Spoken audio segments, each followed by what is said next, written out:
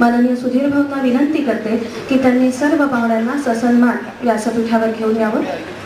वीण स्वातंत्र्य कोणा मिळेना असा भूतकालीन सिद्धांत जाणा.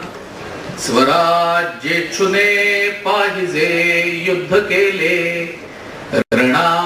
वीण स्वातंत्र्य कोणा मिळाले देव देश आणि धर्म यावर मनापासून प्रेम करणाऱ्या उपस्थित सज्जनांनो, खरा एक विचार असा मनात आलेला होता. आज इथे पुस्तक प्रकाशित करण्याच्या निमित्ताने आपल्याला फक्त पहिल्यांदा सांगतो की आजपर्यंत वेगवेगळ्या ठिकाणी माझ्या पुस्तकाची प्रकाशनं झाली आहेत. मुंबई ठाण्यामध्ये चिकार झाली, अगदी रायगडावरही शिवरायांची युद्ध नीती प्रकाशित केलं होतं. वाचा आणि गप्प बसा तर मॉरिशस मध्ये प्रकाशित केलं होतं. कोकणातही प्रकाशनं झाली आहेत. नागपूरमध्ये एका पुस्तकाचं प्रकाशन झालेलं आहे मुक्तवेधचं. लंडन मध्ये आता एप्रिल मध्ये सावरकरांवरच्या एका पुस्तकाचं प्रकाशन झालं. म्हटलं गेल्या वर्षी आपण चंद्रपूरला गेलो होतो, यावर्षी परत एकदा योग येतोय. गेल्या वर्षी स्वामीजींचं सार्धशती वर्ष चालू होण्याच्या निमित्ताने इथे 3 दिवस स्वामीजींचं चरित्र सांगितलं. यावेळेला 3 वेगवेगळ्या कालखंडातले आपण क्रांतिकारक घेतोय.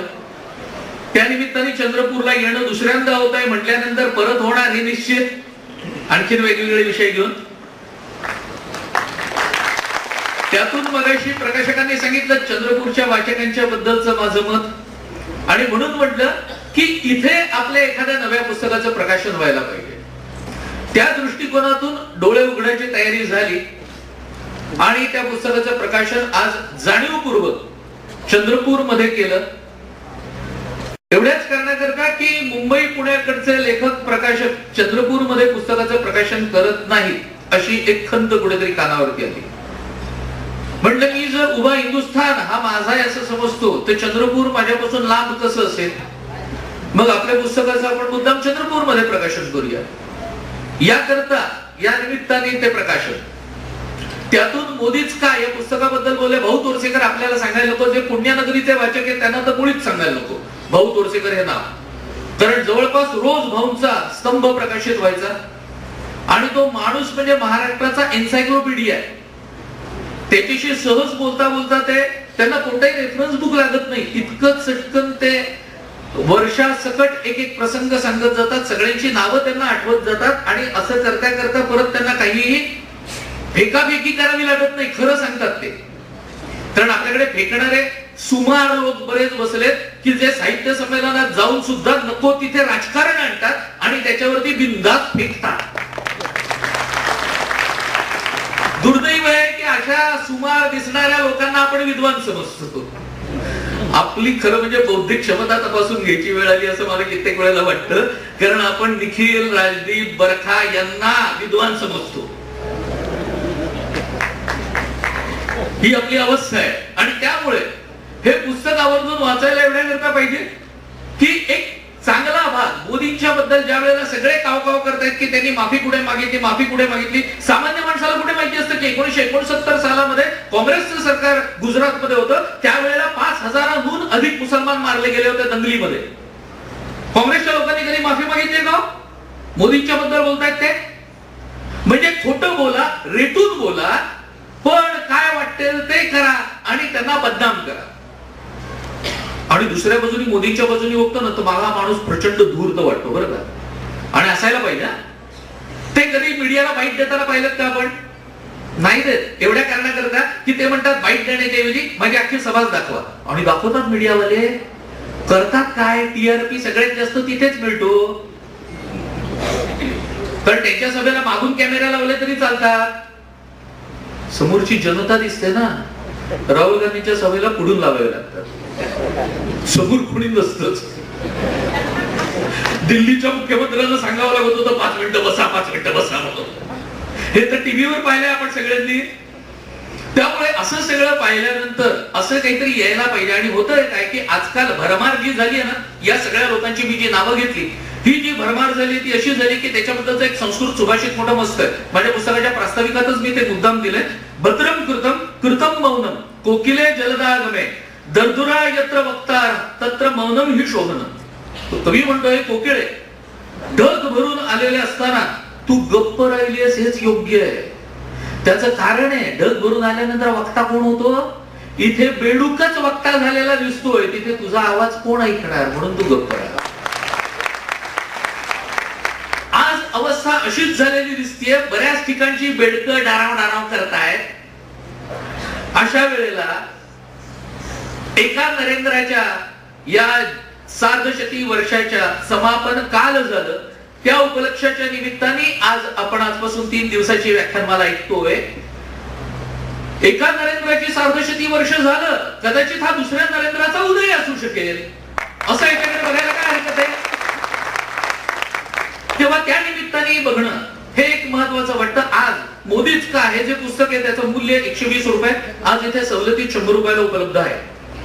डोळे उघडा या पुस्तकाबद्दल फक्त आपल्याला सांगतो की या पुस्तकामध्ये वाचा आणि गप्प बसा आपण वाचलेलं असेल, कित्येक लोकांनी आता तरी जागेवा पण वाचलेलं असेल, म्हणजे बहुतेकांना माझ्या लेखणीबद्दल माहिती आहे. ती मी जसं बोलतो तसंच प्रहारात्मक लेखणी आहे, त्यामुळे ते वेगळं सांगायला नको आपल्याला. गोव्याचं स्वातंत्र्य सगळ्यात उशिरा मिळालं. 1961 मध्ये गोवा स्वतंत्र झाला. आपल्याला काही माहिती नाही त्याच्याबद्दल. उशिरा स्वतंत्र झालेल्या भागाबद्दल 47 साली आम्हाला स्वातंत्र्य मिळालं. याच गोष्टीत आम्ही असे मग्न राहिलो की आपलाच एक भाग आपल्यापासून कसा दुरावलेला आहे ते लक्षातच राहिलं नाही. 61 मध्ये स्वातंत्र्य मिळालं तेव्हा कळलं की गोवा आजपर्यंत पोर्तुगीजाच्या ताब्यात होता. तिथे कशा प्रकारचे अत्याचार झाले, काय झाले हे मुद्दाम त्रोटकपणे गोव्याच्या बद्दलची त्यात माहिती आहे. गतवर्षी आपण स्वामीजींच्या बद्दल ऐकलं, त्यावेळेला मी सती प्रथेबद्दल बोललेलो होतो की सती प्रथा आपल्या देशामध्ये कशी नव्हती, त्याच्याबद्दलचे काही एव्हिडन्सेस हे सुद्धा याच्यामध्ये मिळतील. याशिवाय पानिपत जे युद्ध झालं, ज्याच्यामध्ये मराठ्यांनी कसा मार खाल्ला म्हणून सांगितलं जातं, प्रत्यक्षात मराठ्यांनी मार खाल्ला हे पुढच्या पिढीपर्यंत जाऊ द्यायचंय का? आम्हाला जाऊ द्यायचा असेल तर तो काहीतरी पराक्रमाचा, स्फूर्ती वाटेल अशा प्रकारचा इतिहास. मार खाल्ला हे सांगण्यात काय स्फूर्ती वाटणार आहे? त्यामुळे स्फूर्तीदायक जर सांगायचं असेल तर हा पराजयातला विजय कसा आहे, मराठ्यांनी सांडलेल्या रक्ताचं मोल काय आहे. एकदा खैबर खिंडीतून अब्दाली परत गेला, दुसऱ्यांदा खैबर खिंडीतून हिंदुस्थानवर हल्ला करण्याची एकाचीही शामत झाली नाही. हे मराठ्यांनी सांडलेल्या रक्ताचं मोल आहे. हे पुढच्या पिढीपर्यंत जायला हे गेलं नाही तर उपयोग काय? म्हणून अशा प्रकारचे अनेक राजकीय, ऐतिहासिक, सामाजिक अंगांनी लिहिलेले असा सगळा भाग हा या आपल्याला डोळे उघड्यामध्ये सहजपणे मिळेल. म्हणजे याचा USP फक्त याचं मागचं पान आपल्याला वाचून दाखवतो आणि माझ्या विषयावरती येतो. कारण मागच्या पानावरती जे दिलेलं असतं ते साधारणपणे साररूप असतं, म्हणून मुद्दाम सांगतोय. मूर्खम व्यसनिनम लुब्धम अप्रगल्भम भयाकुलम क्रूर मन्याय कर्तारम नाधिपत्ये नियोजयेत. याचा अर्थ मूर्ख, व्यसनी, लोभी, बुद्धिहीन, भीतिग्रस्त, क्रूर आणि अन्यायी लोकांना अधिकार पदावर नेमू नये. राजनीतीतलं हे महत्वाचं सूत्रच आपल्याकडे दिसत नाही. उलट वर दिलेले दुर्गुण मिरवणारेच अधिकार पदावर असल्याचे दिसतं. यात काही सन्माननीय अपवाद असतील, पण ते नियम सिद्ध करण्यापुरतेच. असं असूनही जर आपले डोळे उघडले नाहीत तर दोष कोणाला द्यायचा? आजही सामान्यतः सज्जनांची संख्या दुर्जनांपेक्षा जास्तच आहे. त्यामुळे आम्हाला दुर्जनांचं भय मुळीच नाही. आम्हाला भय जर असलं कसलं तर ते सज्जनांच्या निष्क्रियतेचं आहे. म्हणून सज्जनांनी उठायला पाहिजे आणि जागं व्हायला पाहिजे. आता सज्जनांनी देव, देश आणि धर्म याकरता सक्रिय होणं आवश्यक आहे. माझी जात ही माझी उंबरठ्याच्या आत असायला पाहिजे. एकदा मी बाहेर पडलो की तुम्ही आम्ही सकल हिंदू बंधू बंधू ही भावना मनात असायला पाहिजे. हे मी मुद्दाम म्हणतो. याच्यावरून साधारणपणे पुस्तकाची कल्पना लक्षात येईल. या पुस्तकाचं मूल्य 180 रुपये, पण आज इथे आज आणि फक्त आजच 130 रुपयात उपलब्ध आहे. उद्या घेऊ असा विचार केला तर उद्या 150 रुपयात असेल, सवलतीत पण 150 रुपयात असेल. आज मी मुद्दाम प्रकाशकाशी बोललोय त्यामुळे मला ते 130 रुपयामध्ये उपलब्ध करून देणं सहज शक्य झालेलं आहे. पुस्तक घेतल्यानंतर लेखकाची सही हवी असेल ताज्या पुस्तकावर तर लेखक आहे इथे, त्यामुळे नक्की हेही सांगतो. मगाशी भाऊंनी सहज बोलता बोलता सांगितलं की तुम्ही ज्या पुस्तकावरच्या अभ्यासाकरता 2-4 वर्ष मेहनत घेतलेली असेल, खरं आहे ना? कारण असं म्हटलं जातं की एखादा माणूस एखाद्या विषयावरती जेव्हा बोलतो तेव्हा साधारणपणे त्यांनी त्या विषयावरची 33 पुस्तकं वाचलेली असतात असं मानसशास्त्रज्ञ सांगतात. म्हणजे त्याला 33 पुस्तकं वाचण्याचे श्रम. ऐकणारे किती भाग्यवान की नाही? कारण आजकाल सगळं इन्स्टंटचं युग आहे ना. Instant dhokla, instant idli, Maggi सुद्धा 2 मिनिट्स. त्यामुळे सगळंच आम्हाला तातडीने लागतं. तसं ज्ञान सुद्धा इन्स्टंट. म्हणजे 33 पुस्तकं तुम्ही वाचा, आम्हाला 1.5 तासात द्या. पण दुसरी गंमत आपल्याला सांगतो की आपल्याकडे विद्वान कोणाला म्हणले माहितीये? इंग्रजीमध्ये विद्वानाला शब्द वेल रेड, म्हणजे जास्त वाचलेला. आपल्याकडे विद्वान बहुश्रुत, म्हणजे ज्यांनी जास्त ऐकलंय त्याला विद्वान म्हणतात. लक्षात आला ना तुमच्या माझ्यातला फरक? तुम्ही सगळे विद्वान आहात, किती जणांना ऐकलं असेल. त्यामुळे आणि म्हणून जितकं जास्त आपण वेगवेगळ्या ठिकाणचं ऐकतो, वेगवेगळी मतं, पण ते ऐकताना सुद्धा आपल्या खांद्यावरती डोकं आहे, त्यात मेंदू आहे आणि तो विचारही करू शकतो हे विसरायचं नाही. एवढंच तर निरक्षीर विवेक, ज्याला रीड बिटवीन द लाईन्स असं आपण म्हणतो, ते आपल्याला जमू शकेल. अन्यथा हे टीव्हीवरच्या कॉमेडी शोज मध्ये वाहून जाऊ. कोणते कॉमेडी शोज? चर्चा, IBN लोकमतवरचा आजचा सवाल, सगळ्यात मस्त कॉमेडी शो. मग बाकीचे रोखोक वगैरे जे काही येतात, मी असो कोणकोणत्या कॉमेडी शो मध्ये नाही असं नाही तर कोणीतरी मला म्हणेल कालच ABP माझ्यावर पाहिले की तुम्हाला.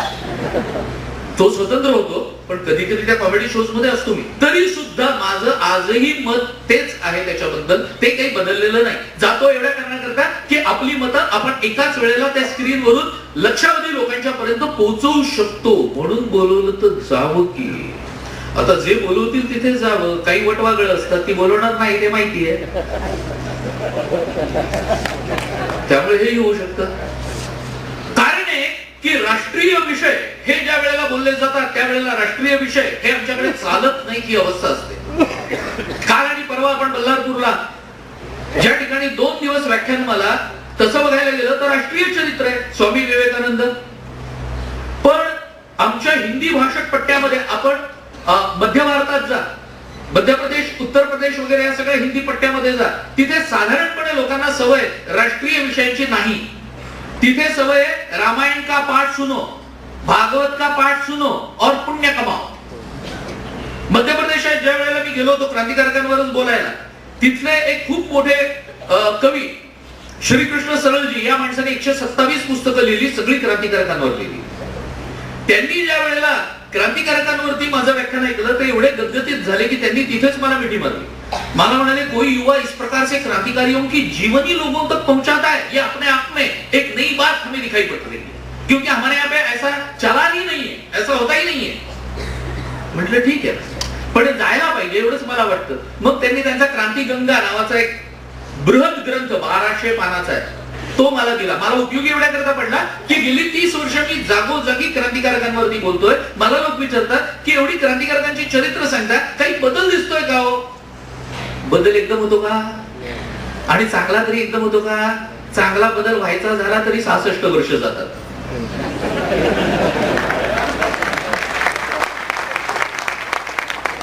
म्हणजे बदल पण तातडीने होत नाही हे लक्ष घ्यायला पाहिजे. हळूहळू बदल नेहमी हळूहळू होतात. इंग्रजीत म्हटलं तर rope was not built in a day.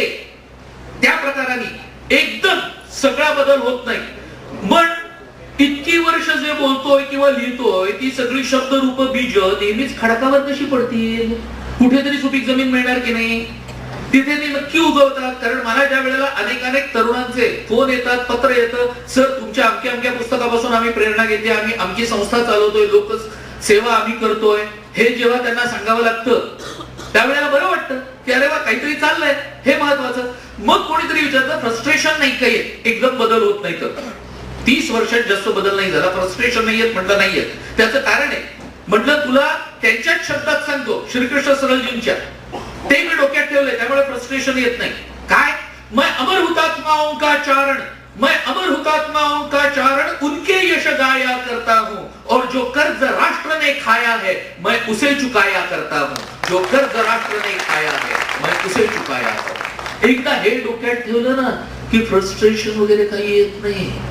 ज्या लोकांनी आपलं रक्त, घाम आणि अश्रू या मातृभूमीच्या स्वातंत्र्यासाठी सांडलं, त्या लोकांचं चरित्र सांगणं आणि पुढच्या पिढ्यांच्या पर्यंत पोहोचवणं करणं आमची अवस्था अशी झाली आहे की या देशाला स्वातंत्र्य, रक्ताचा एक थेंबही न सांडता मिळालं अशी बकवास केली जाते. मग आजच्या तरुण पिढीला पण वाटतं easy way to get freedom. काय उचललेस तू मीठ मुठ भर साम्राज्याचा खचला पाया. किती सोपं आहे. इतर क्रांतिकारकांना कळलं सुद्धा नाही. एवढं साधं करायचं होतं. उगाच वेड्यासारखे गेले रक्तबिक्त सांडायला. इतकं सहज सोपं नसतं. पण शाळांमधून, महाविद्यालयांच्या मधून सुद्धा 15 ऑगस्टला जी भाषणं होतात त्याच्यामध्ये सांगितलं जातं 15 ऑगस्ट 1947 या दिवशी भारताला स्वातंत्र्य मिळालं.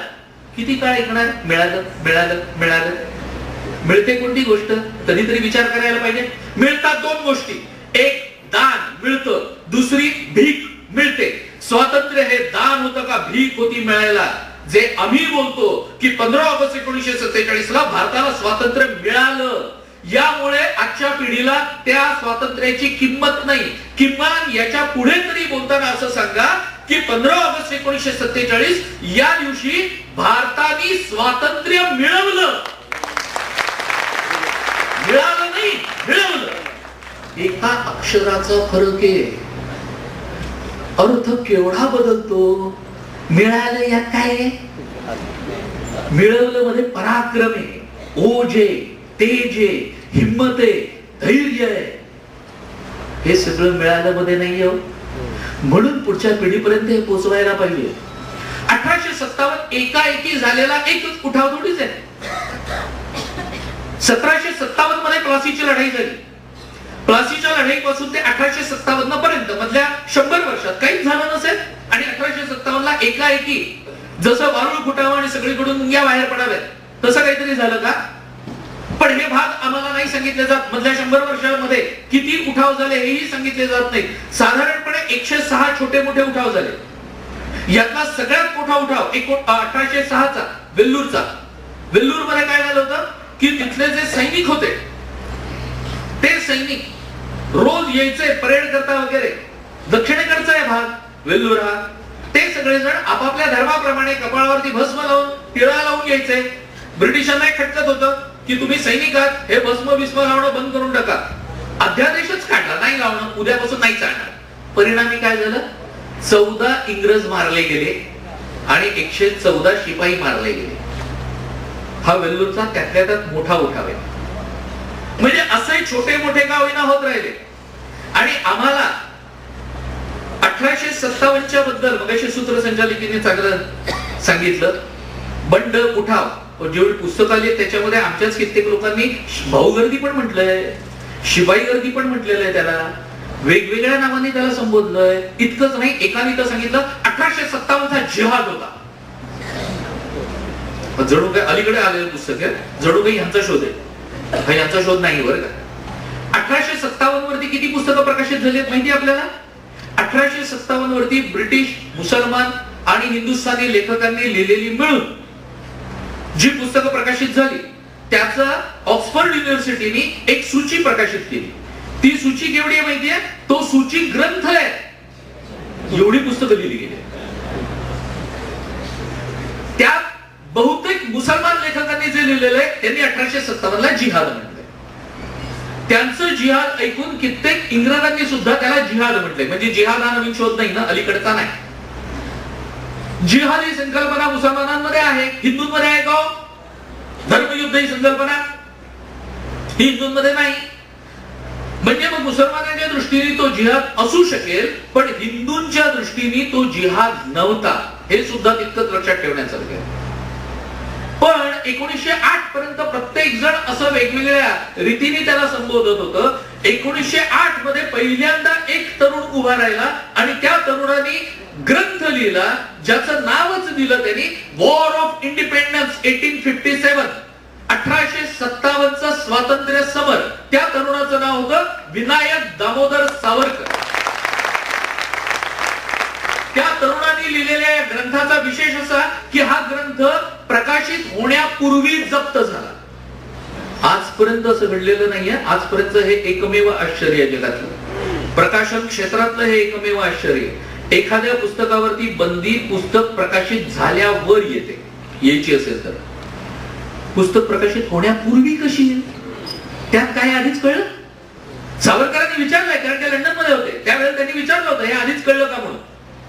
सरकारने उत्तर दिलं नाही, पण तो ग्रंथ जप्त केला. पण सावरकरांनी लिहिलेल्या स्वातंत्र्य समराची मोहिनी किती जणांवर पडावी की पुढच्या काळात भगतसिंगनी त्याच्या 2 आवृत्त्या काढल्या.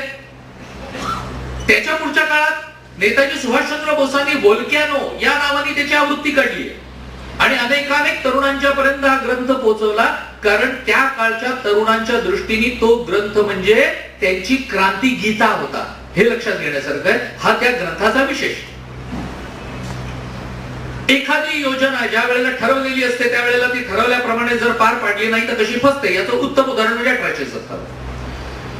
उठावाचा नियोजित दिनांक 31 मे. मंगल पांडेमुळे तो अलीकडे खेचला गेला, त्यामुळे उठाव फसला.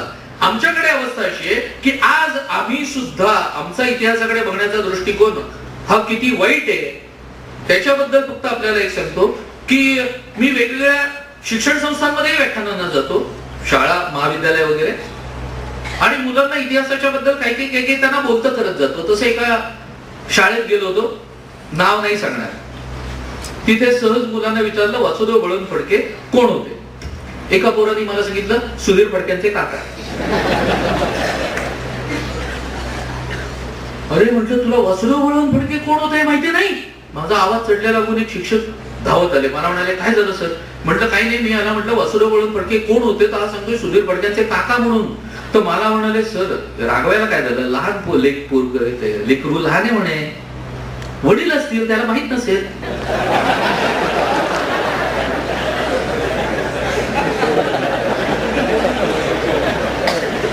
मुलं तर मुलं.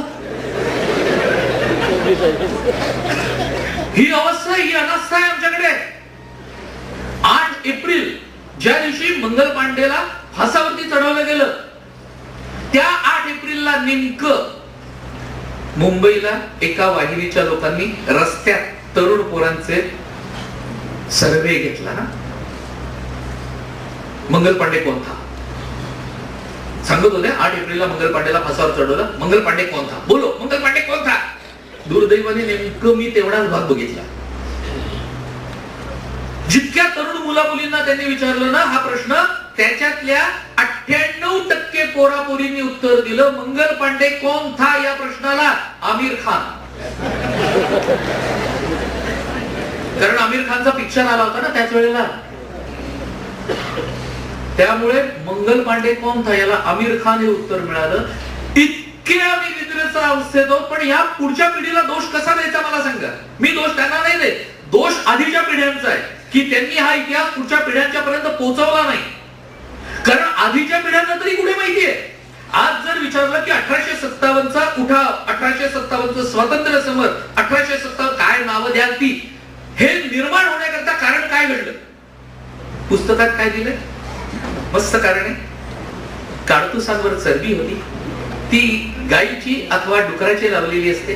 हिंदूंना गाय पूज्य आणि मुसलमानांना डुकर निषिद्ध. त्या काडतुसावरचं आवरण दातांनी तोडावं लागायचं. त्यामुळे 1857 झालं. बघा मी गेल्या वर्षी पण बोलताना आपल्याला सांगितलं होतं इतिहासाला नेहमी का, केव्हा, कसं, कुठे आणि कधी हे प्रश्न विचारायचे असतात. आपल्याला पटतं का की केवळ काडतुसांवरची चरबी काढायची एवढ्या करता एवढा मोठा प्रस्फोट झाला असेल?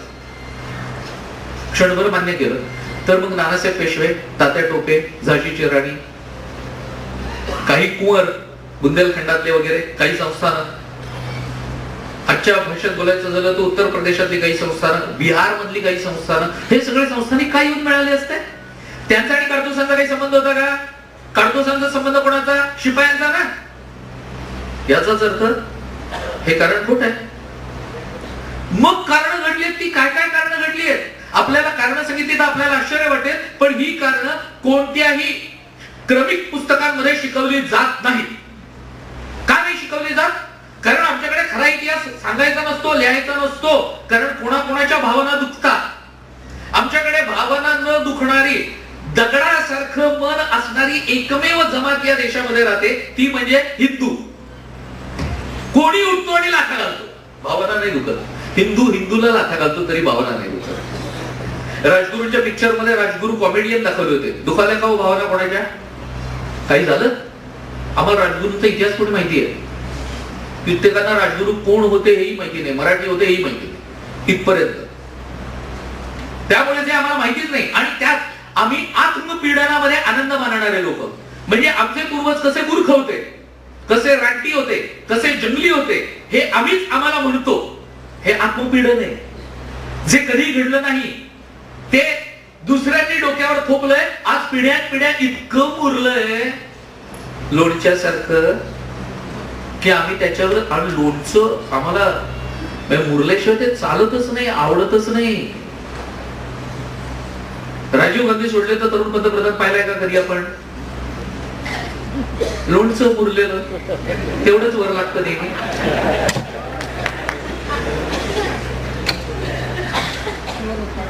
त्यामुळे ही अवस्था जर आपली झाली आहे तर मग कठीण वाटायला लागतं सगळं. आणि म्हणून आम्हाला जी कारणं माहिती नाहीत, जी साधारणपणे आपल्या क्रमिक पुस्तकांच्या बाहेरची, ती नेमकी कारणं काय होती, या कारणांच्याकडे लक्ष देण्याचा आम्ही प्रयत्नच केला नाही. ही आमची अवस्था आहे. कारणं सांगितली तर आपल्याला कदाचित आश्चर्य वाटेल. कारण आमच्याकडे आजही ब्रिटिशांचे गोडवे गाणारे लोक आहेत. ब्रिटिशांनी रेल्वे आणली हो, म्हणजे ब्रिटिश नसते तर रेल्वे आली नसती आपल्या देशात, नाही का? आणि त्यांनी आपल्याकरता आणली, आपल्याकरता आणली की त्यांच्याकरता आणली आमच्या डोक्यातच येत नाही. त्यांचं दळणवळण सुलभ व्हावं म्हणून, त्यांना सैनिकांचे न्याय करणं सुलभ व्हावं म्हणून, एका ठिकाणून दुसऱ्या ठिकाणी जलद गतीने पोहोचणं सुलभ व्हावं याकरता त्यांनी आणली. तुमच्या आमच्या सारख्या काळ्या माणसांची दया आली म्हणून नाही आणलेली, स्वार्थाकरता आणली त्यांनी रेल्वे. ब्रिटिश गेले ना आपल्या देशातून, कॉम्प्युटर येणं थांबलं, आले ना.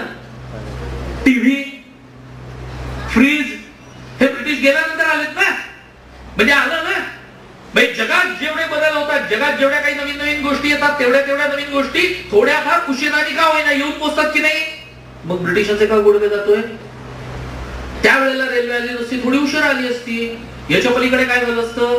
पण आम्ही हे बघतच नाही. ही आमची अवस्था आहे. 1825 सालापर्यंत बंगाल आणि मद्रास या परगड्यांच्या मध्ये 1 लाखाच्या वरती शाळा होत्या, ज्या शाळा ब्रिटिशांनी बंद केल्या.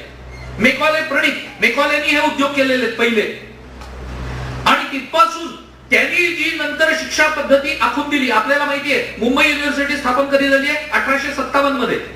पहिली शिक्षण देणारी संस्था मुंबई युनिव्हर्सिटी, स्थापना 1857 मध्ये. आणि पहिले 4 जण BA होऊन त्यातून बाहेर पडले 1862 मध्ये. लक्षात घ्या, एवढ्या काळात मधल्या आमच्या ज्या शिक्षण संस्था होत्या त्या सगळ्या शिक्षण संस्था मेकॉलेनी बंद केल्या होत्या. 2 पिढ्यांना शिक्षण मिळणार नाही अशी व्यवस्था केली. आणि मग तिसऱ्या पिढीपासून सांगितलं की आम्ही तुम्हाला शिक्षण द्यायला आलो इथे बघा, कारण तुम्हाला आजपर्यंत शिक्षण नाकारलं गेलं. हे मी नाही म्हणत. वर्ध्यामध्ये राहणारे होते, पवनार मध्ये धर्मपाल गांधीवादी माणूस. आता 2 वर्षापूर्वी धर्मपाल वारले, सेवाग्राम मध्ये होते, तिथेच गेले ते. गांधीवादी माणूस, गांधींचा अनुयायी. त्या धर्मपालांनी लिहिलेलं पुस्तक आहे ब्युटिफुल ट्री. आता त्याचा मराठी अनुवाद येतोय. धर्मपालांचे 10 खंड मराठीमध्ये येत आहेत. त्यांनी ब्रिटिशांचे कागदपत्र इथे आणले, ते अभ्यासले. ब्युटिफुल ट्री हा सुद्धा धर्मपालांचा शब्द नाहीये. इंग्लंडमध्ये गांधी बोलताना गांधींनी हा शब्द एका भाषणात वापरला म्हणून त्यांनी तो आपल्या पुस्तकाला दिलाय. त्या धर्मपालांनी हे सगळं ब्रिटिश षडयंत्र दिलेलं आहे. आणि आमच्याकडे खोटं काय सांगितलं जातं की आमच्याकडे शिक्षण देण्याची कुठचीही व्यवस्था नव्हती. आमच्याकडे शिक्षण आलंपणामुळे, ब्रिटिशांमुळे आलं. केवढे उपकार त्यांचे, इतके आपण त्यांच्या उजळीने पाणी पितोय. आणि आज असं कोणी सांगायला लागलं तरी आमचा विश्वास बसत नाहीये. कारण खोटं 10 वेळा डोक्यावरती थापलं की 11व्यांदा बुद्धिभेद होतो आणि 12व्या वेळेपासून खोटच खरं वाटायला. ही आमची अवस्था आहे. आणि मग मेकॉलेनी जी शिक्षण पद्धती आखली, आज स्वराज्य मिळून 66 वर्ष झाली तरी आंधळेपणाने तीच तशीच्या तशी मागच्या पानावरून पुढे चालू आम्हाला शिकवली जाते. काय मिळतं यातून एवढंच होतं, 2 जातीतली हिंदू मुलं एका बाकावर बसली तर ती एकमेकाकडे प्रेमाने बघत नाही, ती एकमेकाकडे जातीय द्वेषाने बघतात. हे ब्रिटिशांनी दिलेलं फळ आहे, त्यांच्या रोट्यांनी लावलेलं फळ आहे, त्यांच्या खोट्या इतिहासाचं हे फळ आहे. तिथल्या भारतीयांच्या मानसिकतेचा विचार करून भारतीयांनी लिहिलेला इतिहास आम्हाला शिकवलाच गेला नाही, ही अवस्था आहे मेकॉलेचा इतिहास शिकवल्याची. आणि म्हणून स्वामी वरदानंद भारती त्याच्या राष्ट्रहितबोध पोवाड्यामध्ये सहजपणे म्हणतात, मेकॉलेने बुद्धी पुरस्सर शिक्षण जे आम्हास दिले, तेणे मेली बुद्धी आमची खरे, असे ते तिजन कळे. शरीर मरते यात नवलना, बुद्धी चळतसे मृत्यू हा, प्रज्ञाहत सर्वस्वी झालो आम्ही परराज्यात पहा. आम्हालागी असे शिकविला अगदी खोटा इतिहास, बुद्धिमंत त्या खरा मानिती, तेणे ओढवला नाश. ही आजची अवस्था आहे, ही आजची आमची अवस्था. मेंगल्सनी तर 1834 मध्ये हाऊस ऑफ कॉमन्स मध्ये उभं राहून सांगितलं. मेंगल्स हा ईस्ट इंडिया कंपनीचा डायरेक्टर. तो म्हणाला की उभा हिंदुस्थान हा ख्रिस्तीकरणाकरता आपल्याला देण्यात आलेला आहे. अशा वेळेला जर ख्रिस्तीकरण वेगाने झालं नाही तर whose fault will it be, हा प्रश्न तो विचारतोय. तर कोणाचा दोष असेल? मेकॉले त्याच करता आला होता. कशा करता? To approve the roots of Hinduism. त्याकरता तो काय म्हणतो, give them your education and they will forget themselves. Within a period of 30 years they will forget themselves. केवळ तुमचं शिक्षण द्या त्यांना आणि मग बघा 30 वर्षात ते स्वतःला विसरतील. मला या देशामध्ये रक्तानी आणि रंगानी भारतीय असणारे पण मानसिकतेने ब्रिटिशांचे गुलाम झालेले लोक निर्माण करायचे. आज तो यशस्वी झाला असं म्हणावं लागतं खेदाने. कारण आम्ही ब्रिटिश गेले तरी त्यांची भाषा डोक्यावरती चढवून बसलेलो आहे. जगामधला एकही देश स्वतःची भाषा सोडून दुसऱ्या भाषेच्या जोरावर मोठा होत नाही. मी युरोप मधले आता 10 देश फिरून आलेला माणूस आहे. बाकीचे सगळे तर आणखीन फिरतोच आहे. पण युरोपात बघताना एका इंग्लंडमध्ये इंग्लिश बोलली जाते, एक इंग्लिश खाडीमध्ये पलीकडच्या फ्रान्स मध्ये बोलली जात नाही. फ्रान्स माणूस तुम्ही इंग्रजीत काही विचारलं तर तिरस्काराने तुमच्याकडे बघतो, इतका इंग्रजीचा तिरस्कार आहे. बेल्जियम सारखा एवढासा देश शोधावा लागतो नकाशावर, त्यांच्याकडे पाट्या इंग्रजीत नाही. ते म्हणतात आमच्या देशात आलायत ना, आमच्याच पाट्या तुम्हाला वाचाव्या लागतील. समजून घ्या नाही तर विचार, खाणाखुणांनी विचारा, तुमच्या भाषेत विचारा असं ते सांगतात. हरकत नाही. याची तुम्हाला एक गंमत सांगतो, ओघात आलाय म्हणून. आपल्याकडचं सरकारी कोलॅबोरेशन मधली एक कंपनी फ्रेंच कोलॅबोरेशन मध्ये त्यांनी केलेलं होतं. आपल्याकडचे सरकारी अधिकारी फ्रान्स मध्ये गेले समजून घेण्याकरता म्हणून, आणि फ्रेंच तिथल्या अधिकाऱ्यांनी ज्या वेळेला त्यांना डेमो द्यायला सुरुवात केला तेव्हा आमच्या अधिकाऱ्यांनी सांगितलं प्लीज इंग्लिश मध्ये. तो म्हणाला हिंदीत देईन.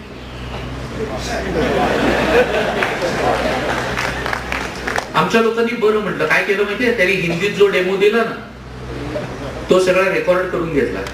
इथे आल्यानंतर त्याचं इंग्रजीत ट्रान्सलेशन करून मग समजून घेतलं. ही अवस्था आहे गुलामीची. दुसऱ्या भाषेच्या ओंजळीने आम्ही पाणी पितोय आणि स्वतः महासत्ता बनण्याचं स्वप्न बघतोय. कसं होणार? म्हणून ब्रिटिशांनी ही जी काही शिक्षण संस्था चालू केली ना, इथलं शिक्षण मारलं आणि त्यांची शिक्षण संस्था चालू केली. हे त्याच काळात घडतं हे लक्षात घ्या. म्हणजे आपल्याला अनेक कारण जी मी सांगतोय ती लक्षात येतील. दुसरं गोष्ट, ब्रिटिशांनी न्यायपालिका स्थापन केली. माहिती आपल्याला न्यायपालिकाचा जन्म कधी झाला ते आपण बघा, आपल्याला कळेल. आपल्याला वाटेल न्यायपालिका हे उद्रेकाचं कसं कारण होईल, नाही का? कारण आज आपण सरावलोय ना त्याला, आज आपण सरावलोय न्यायपालिकेला. त्या काळी ते उद्रेकाचं कारण का होतं ते आपल्याला सांगतो. त्याच्या आधी भारतातला माणूस एकमेकाच्या शब्दावर विश्वास ठेवायचा. कट शब्द पाळला जाईल याची नक्की खात्री असायची. कारण भारतीय माणसाबद्दल परक्यांनी लिहून ठेवलेलं आपण वाचलं तर आपल्याला कळेल. युएन सारख्या लोकांनी सुद्धा भारतातले लोक स्वतःच्या दाराला कुलप कशी लावत नाहीत, कड्या कशा लावत नाहीत, इथपासूनची वर्णन आहे. आणि भारतीय माणूस खोटं कधीही बोलत नाही, इथपर्यंतची वर्णन आहे. ज्याच्यामध्ये त्या काळची एक हकीकत सहज म्हणून आपल्याला सांगतो की एक माणूस गेला एका सावकाराकडे आणि त्याला म्हणाला मला जरा 500 रुपये पाहिजे उधार. रुपये हे आजच्या चलनामध्ये समजावं म्हणून मी सांगतोय बरं का. याने त्याला दिलं आणि म्हणाला पण काय म्हणजे तू ठेवणार काय मग तारण म्हणून. त्यांनी आपल्या मिशीचा एक केस काढला आणि तो त्याला दिला. त्यांनी काळजीपूर्वक तो बांधला आणि आपल्या ड्रॉवर मध्ये टाकला. शेजारी हा परदेशी माणूस बसला होता. तो म्हणाला काही येडाबिडा आहे का म्हणाला, मिशीचा केस 500 रुपयात आज कोणी देईल का? माझ्या सगळं उपटून द्यायला तयार आहे.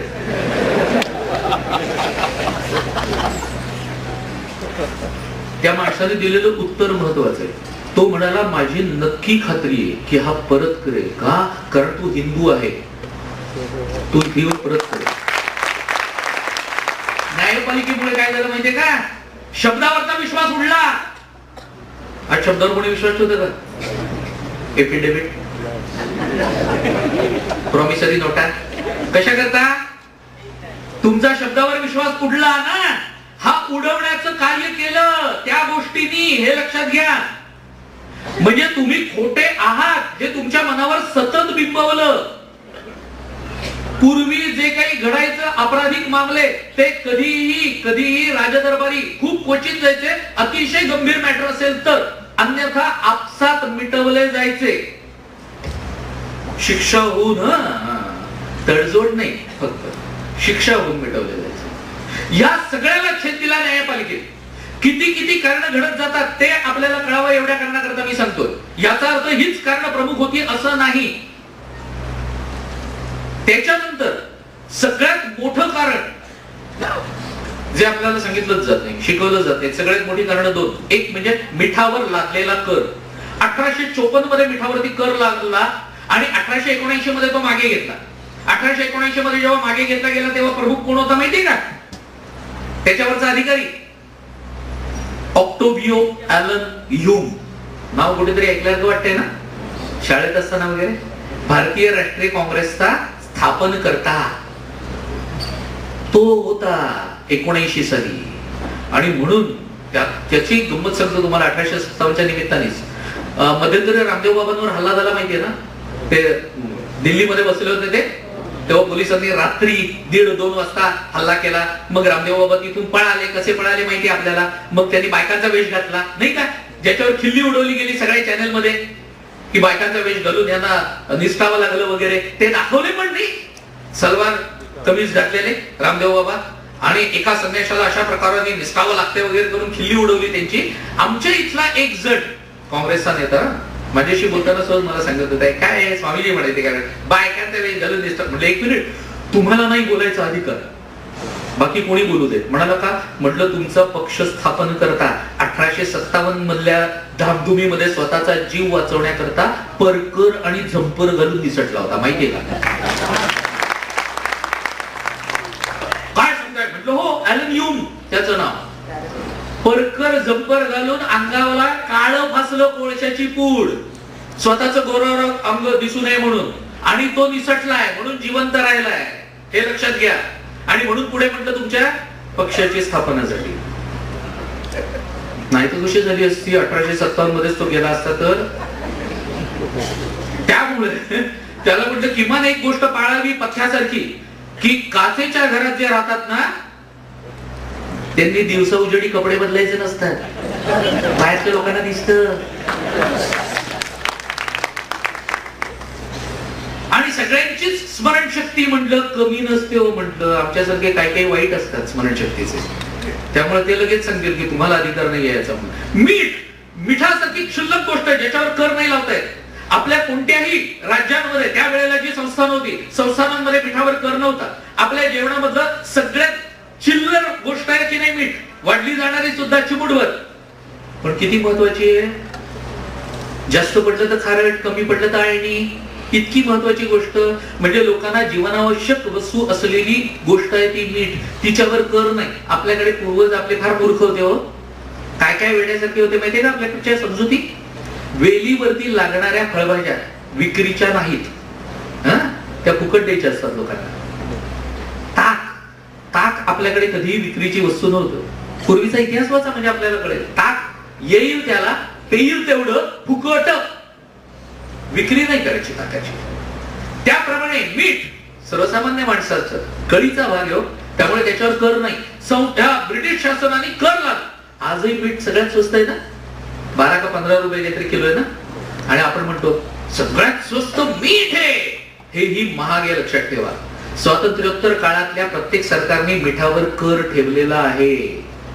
मिठावर कर असल्यामुळे मिठाची किंमत एवढी आहे. खरं म्हणजे मीठ 2 रुपये किंवा 3 रुपये किलोनीच आजही मिळायला पाहिजे, नाही मिळत, कारण आजही त्याच्यावर कर. त्या काळामध्ये कर लादल्यामुळे आणि मध्य भारतामध्ये एक काटेरी कुंपण ब्रिटिशांनी घातलं होतं. आपल्याला माहितीये मिठाचं स्मगलिंग व्हायचं. मिठाचं स्मगलिंग कोणत्या गोष्टीचं होतं? जी गोष्ट शॉर्ट पडते ना, कमी होते, त्याचं होतं. आणि जी लोकांना आवश्यक असते या स्मगलिंग मध्ये त्या कुंपणा खालून जाताना त्या कुंपणामध्ये अडकून कित्येक हिंदुस्थानी लोक मेले. आणखीन एक गोष्ट, 1854 ते 1879 या काळामध्ये किती लोक मेले माहिती आहे आपल्याला? आपण अंदाज नाही करू शकणार, कारण साखरेची कमी झाली शरीरात तर शरीर सांगतं ना, थकवा वगैरे वाटतो बघा. लोक म्हणतात चिमूटभर साखर तोंडात टाक आणि मग वरून पाणी पी. का? कारण साखर कमी झाली तर शरीर सांगतं, मीठ कमी झालं तर शरीर सांगत नाही. मीठ क्षयामुळे वेगवेगळे रोग होतात आणि मीठ क्षय झाल्यामुळे भारतामध्ये किती लोक मेले माहितीये? साधारणपणे 3.25 लाख लोक मेले. शिकवलं जातं का आपल्याला कुठे? आमच्या महाजनांनीच, मोर्या प्रकाशनच्या महाजनांनीच पुस्तक काढले, ब्रिटिश अमानुषतेची कुंपण नीती मीठ. एका ब्रिटिश माणसानेच लिहिलेलं पुस्तक आहे, त्याचा अप्रतिम अनुवाद आहे की हे लोकांच्या पर्यंत. मी ते वाचलं तेव्हा मी पण तेवढाच आश्चर्यचकित झालो होतो आणि नंतर ज्या वेळेला पाहिलं की या माणसांनी खरोखर अभ्यास करून लिहिलाय. बरं, एका गोऱ्या माणसांनी लिहिलंय गोऱ्यांच्याच अमानुषतेबद्दल. हे सगळ्यात महत्वाचं, त्यामुळे ते एक कारण आहे. आणि सगळ्यात महत्वाचं कारण म्हणजे धर्मांतरण. हे तर नाही शिकवलं जात आमच्याकडे. ईस्ट इंडिया कंपनीने प्रचंड मोठ्या प्रमाणावरती मिशनऱ्यांना बोलवून घेतलं होतं. गल्लोगल्ली मिशनरी फिरत होते, कोपऱ्या कोपऱ्यांवर उभे राहत होते, वेद पुराण आणि कुराण फेकून द्या म्हणून सांगत होते. सैन्यामध्ये वरिष्ठ अधिकारी कनिष्ठ अधिकाऱ्यांना सांगत होते ख्रिस्ती हो म्हणून, त्याशिवाय तरणोपाय नाही आणि पैसे जास्त मिळणार नाहीत. सैनिक बिथरलेले का होते? त्याचं कारण हे होतं की हिंदुस्थानी सैनिक जेव्हा नोकरीला लागायचा तेव्हा त्याला पगार असायचा 3 रुपये. तो जेव्हा रिटायर व्हायचा, त्या काळचे 3 रुपये, एवढं लक्षात ठेवायचं. तो जेव्हा निवृत्त व्हायचा तेव्हा जास्तीत जास्त जमादार पदापर्यंत जायचा आणि पगार व्हायचा साधारणपणे 12 रुपये. याच्या पलीकडे हिंदुस्थानी माणूस नाही जाऊच शकायचा. या उलट गोरा माणूस जेव्हा नोकरीला लागायचा तेव्हा त्याला पगार मिळायचा 22 रुपये. वरच्या मेजर कर्नल पासून सगळ्या पुढच्या वरच्या सगळ्या जागा त्याला मिळायच्या. पगार व्हायचा 3 आकड्यात आणि जेव्हा तो निवृत्त व्हायचा त्यावेळेला त्याला भरभक्कम रक्कम 4 आकड्यामध्ये किंवा 5 आकड्यात मिळायची. शिवाय हिंदुस्थानातच जर त्याला राहायचं असेल तर त्याला पाहिजे तिथली जमीन. सरकारने कायदा केलाय बरं का अंधश्रद्धा निर्मूलनाचा. आणि पॉवर टू चेंजचे मोठमोठे फलक ज्याच्यावर जॉनी लिव्हर आणि नगमा याचे फोटो आणि तिथे लिहिलेले होते 14 कहानियां जो आपका जीवन बदल दे. कोणत्याही धर्माचं नाव नाही लिहिलेलं बघा. मुफ्त मंगाव.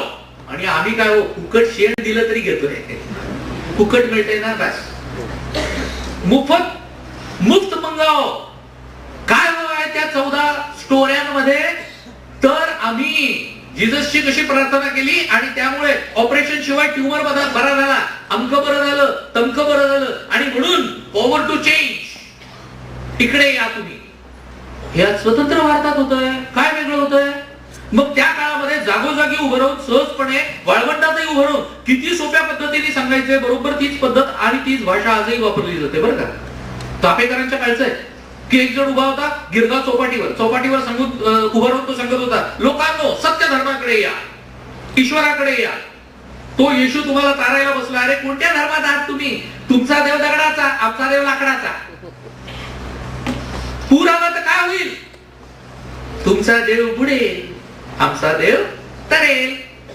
जो स्वतःच बुडतो तो तुम्हाला काय तारणार. हीच भाषा आजही आहे. आजही आषाढीला तीच भाषा वापरली जाते.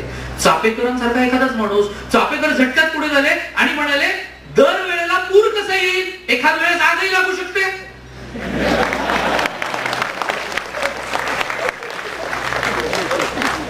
ती लागली तर तुमचा खा, आमचा तसाच विटेवरी उभा कटेवरी हात. आता म्हणजे उत्तर देता येतं आतमध्ये जर असेल तर, अन्यथा नाही देता येणार. पण हे त्या काळामध्ये चाललेलं होतं जागोजागी उभं राहून. आणि म्हणून ख्रिस्ती राजसत्तेच्या विरुद्ध हिंदू आणि मुसलमान एकवटले होते हे मी म्हणत नाही. त्या काळचाच असलेला जस्टिन मॅकॉर्थी म्हणतो. आणि किती क्लिअर शब्द आहेत की ख्रिस्ती राजसत्तेच्या विरुद्ध हिंदू आणि मुसलमान एकवटलेले होते. मग काडतुस ही उंटाच्या पाठीवरची शेवटची काडी होती, लक्षात घ्या. 1818 मध्ये पेशवाई खालसा झाली. पेशव्यांना दुसऱ्या बाजीरावाला ब्रिटिशांनी विचारलं कुठे राहायचंय? तो म्हणाला काशीला. ते म्हणाले काशीला नको. का? कारण काशीमध्ये मराठी माणसं सगळ्यात जास्त आणि मराठी माणसं एकत्र आली की काय करतात, एक तर नाटक करतात, म्हणजे नाटक करतात. चार मराठी टाळकी एकत्र आली की नाटक करतात. म्हणजे बसवणं, एकांकिका स्पर्धेत भाग घेणं, सगळ्यात जास्त नाट्य स्पर्धा आपल्याकडे होतात बरं का. त्यामुळे चार मराठी माणसं एकत्र आली की नाटक करतात किंवा राजकारणावर चर्चा करतात. ह्याच्या पलीकडे काही नाही करत. त्यामुळे राजकारणावर चर्चा होणार की ते तुमची नको. मग दुसरीकडे म्हणाला मग कानपूर चालेल, नाही कानपूरही नाही. मग त्याला दिलं बिठूर ब्रह्मावर, कानपूर पासून काही अंतरावरती असलेलं, आणि बिठूरला त्याला ठेवलं दुसऱ्या बाजीरावाला. ब्रिटिशांना काय वाटलं, त्यांनी पण ऐकलेलं हो याची कीर्ती, फक्त आपणही ऐकलेलं म्हणून आपण दुसऱ्या बाजीरावाला वाईट म्हणतो ना. कारण जो हरतो ना त्याला नेहमीच वाईट ठरवलं जातं, कारण तो हरलेला असतो. ब्रिटिशांनी काय केलं होतं की हा व्यसनी आहे म्हणे, छंदी फंदी आहे. आता जो व्यसनी माणूस असतो तो दीर्घायुष्य होऊ शकतो का? नाही, शक्यच नाही. ब्रिटिशांनी त्याला 8 लाख रुपये तनखा दिला त्या काळचा, वार्षिक 8 लाख. आणि त्याची एक अट होती की तनखा सगळा हिंदुस्थानी रुपयात घेईल, ब्रिटिश पाऊंडात चालणार नाही. का? कारण हिंदुस्थानी रुपयाचं मूल्य ब्रिटिश पाऊंडापेक्षा जास्त होतं त्या काळात, हे लक्षात घ्या. आणि म्हणून, कारण आपल्याकडचे कलदार रुपये होते चांदीचे, अस्सल चांदीचे. एकदाच ब्रिटिशांनी त्याला मुद्दाम पाऊंडात पाठवलं वेतन. त्यांनी काय केलं माहितीये, जो रेसिडेंट ते घेऊन आला ना त्याला घेऊनच गेला गंगेच्या काठावर आणि त्याच्या समोर 8 लाख पाऊंड गंगेत ओतून दिले. माझ्या लेखी तुमच्या पाऊंडाची किंमत ही आहे, मला रुपयात हवं म्हणून त्याला रुपयात द्यायचे. कारण ब्रिटिशांना वाटलं 5-7 वर्षात मरेल, हा पुरून उरला. 33 वर्ष जगलाय. 1818 पासून 1851 पर्यंत दर वर्षाला 8 लाख गुणिले 33, 2.5 कोटीपेक्षा जास्त ना, इतके रुपये वेतन त्यांनी घेतलंय. त्याला मुलगा नव्हता म्हणून त्यांनी दत्तक पुत्र घेतलेला होता, तो म्हणजे नानासाहेब. नानासाहेब पेशव्यांचा दत्तक विधान आणि त्यांचं पेशवेपद आणि म्हणून त्यांना मिळणारा तनखा हा नाकारला ब्रिटिशांनी. हे एक दिसणारं तत्कालीन कारण बरं का, फक्त हे एक कारण दिसणार. तर त्यांनी त्याकरता आपला वकील पाठवला होता अजिमुल्ला राणीकडे रद्दबदली करायला. पण हिंदुस्थानात जे नाकारलं गेलं ते इंग्लंडमध्ये मंजूर कसं होईल, त्यामुळे अजिमुल्लाला सुद्धा हात हलवत परत यायला लागलं. त्यामुळे नानासाहेब कुठेतरी रुष्ट होते. नुसते रुष्ट एवढ्याच कारणाकरता जर असते तर नानासाहेबांनी 3ऱ्या नेपोलियन पर्यंत संधान साधलं नसतं, लक्षात ठेवा. आणखी एक आपल्याला सांगतो, झाशीच्या राणीची पत्र मिळाली. आपले छत्तीसगडचे जुदेव जे, त्या जुदेवांच्याकडे 200 पत्रांची पेटी मिळालेली. त्याच्यामध्ये राणीने लिहिलेली पत्र आहेत, ज्यात राणी बुंदेलखंडी भाषेत आहेत. अर्थात राणी असं म्हणते, विदेशियों के साथ लड़ीबो अच्छो है, उनके साथ रहीबो अच्छो नहीं. कळलं आपल्याला अर्थ. विदेशी माणसांच्या बरोबर लढणं हेच योग्य आहे, त्यांच्याबरोबर राहणं योग्य नाही. आता हे काय राणीला फक्त तिच्या संसाराची काळजी होती एवढ्याच कारणाकरता सांगितलंय का तिने? पुढे गोडसे भटजींनाही ती भेटली होती, तेव्हा तर ती स्वतःबद्दल मी रांडमुंड बाई असं म्हणते. रांडमुंड हा तत्कालीन शब्द आहे, विधवे करता उपयोगात आणणार. राणी स्वतःबद्दल बोलते कारण ती विधवा आहे ना, त्यामुळे ती स्वतःबद्दल बोलते मी रांडमुंड बाई, मला हे सगळं करण्याची काही आवश्यकता नव्हती, पण माझ्याच्यानी हे सगळं पाहवलं गेलं नाही आणि म्हणून ईश्वराने मला प्रेरणा दिली म्हणून मी करायला उद्युक्त झाले. वाचा माझा प्रवास, गोडसे भटजी, मराठीतलं पहिलं प्रवास वर्णन. आजही ते सांगितलं जातं, मराठीतलं पहिलं प्रवास वर्णन आजही उपलब्ध आहे. माझा प्रवास आहे, त्याच्यामध्ये वाचलं तर आपल्याला कळेल. म्हणजे केवळ संस्थान एवढंच कारण नाही, तेही एक कारण आहे संस्थानिकांच्या दृष्टीने. पण कानपूरला एका दासबाबाकडे गेले जेव्हा नानासाहेब पेशवे, त्यावेळेला त्या दासबाबांनी म्हणे आपल्या धुनीतून एक गाकर काढून दिला आणि एक रक्त कमळ दिलं, म्हणजे लाल रंगाचं कमळ दिलं आणि त्यांना सांगितलं हे कमळ जिथपर्यंत पोहोचेल तिथपर्यंत तुझं राज्य होईल. तेव्हाही कमळच.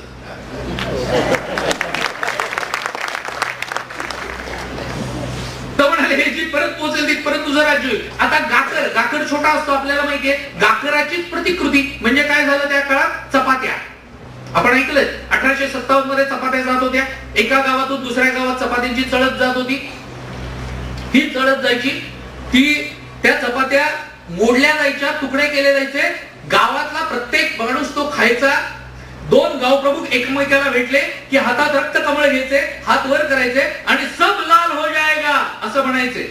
मग त्या गावातले लोक ते तुकडे देऊन त्या गावातल्या प्रत्येक घरात चपात्या लाटल्या जायच्या.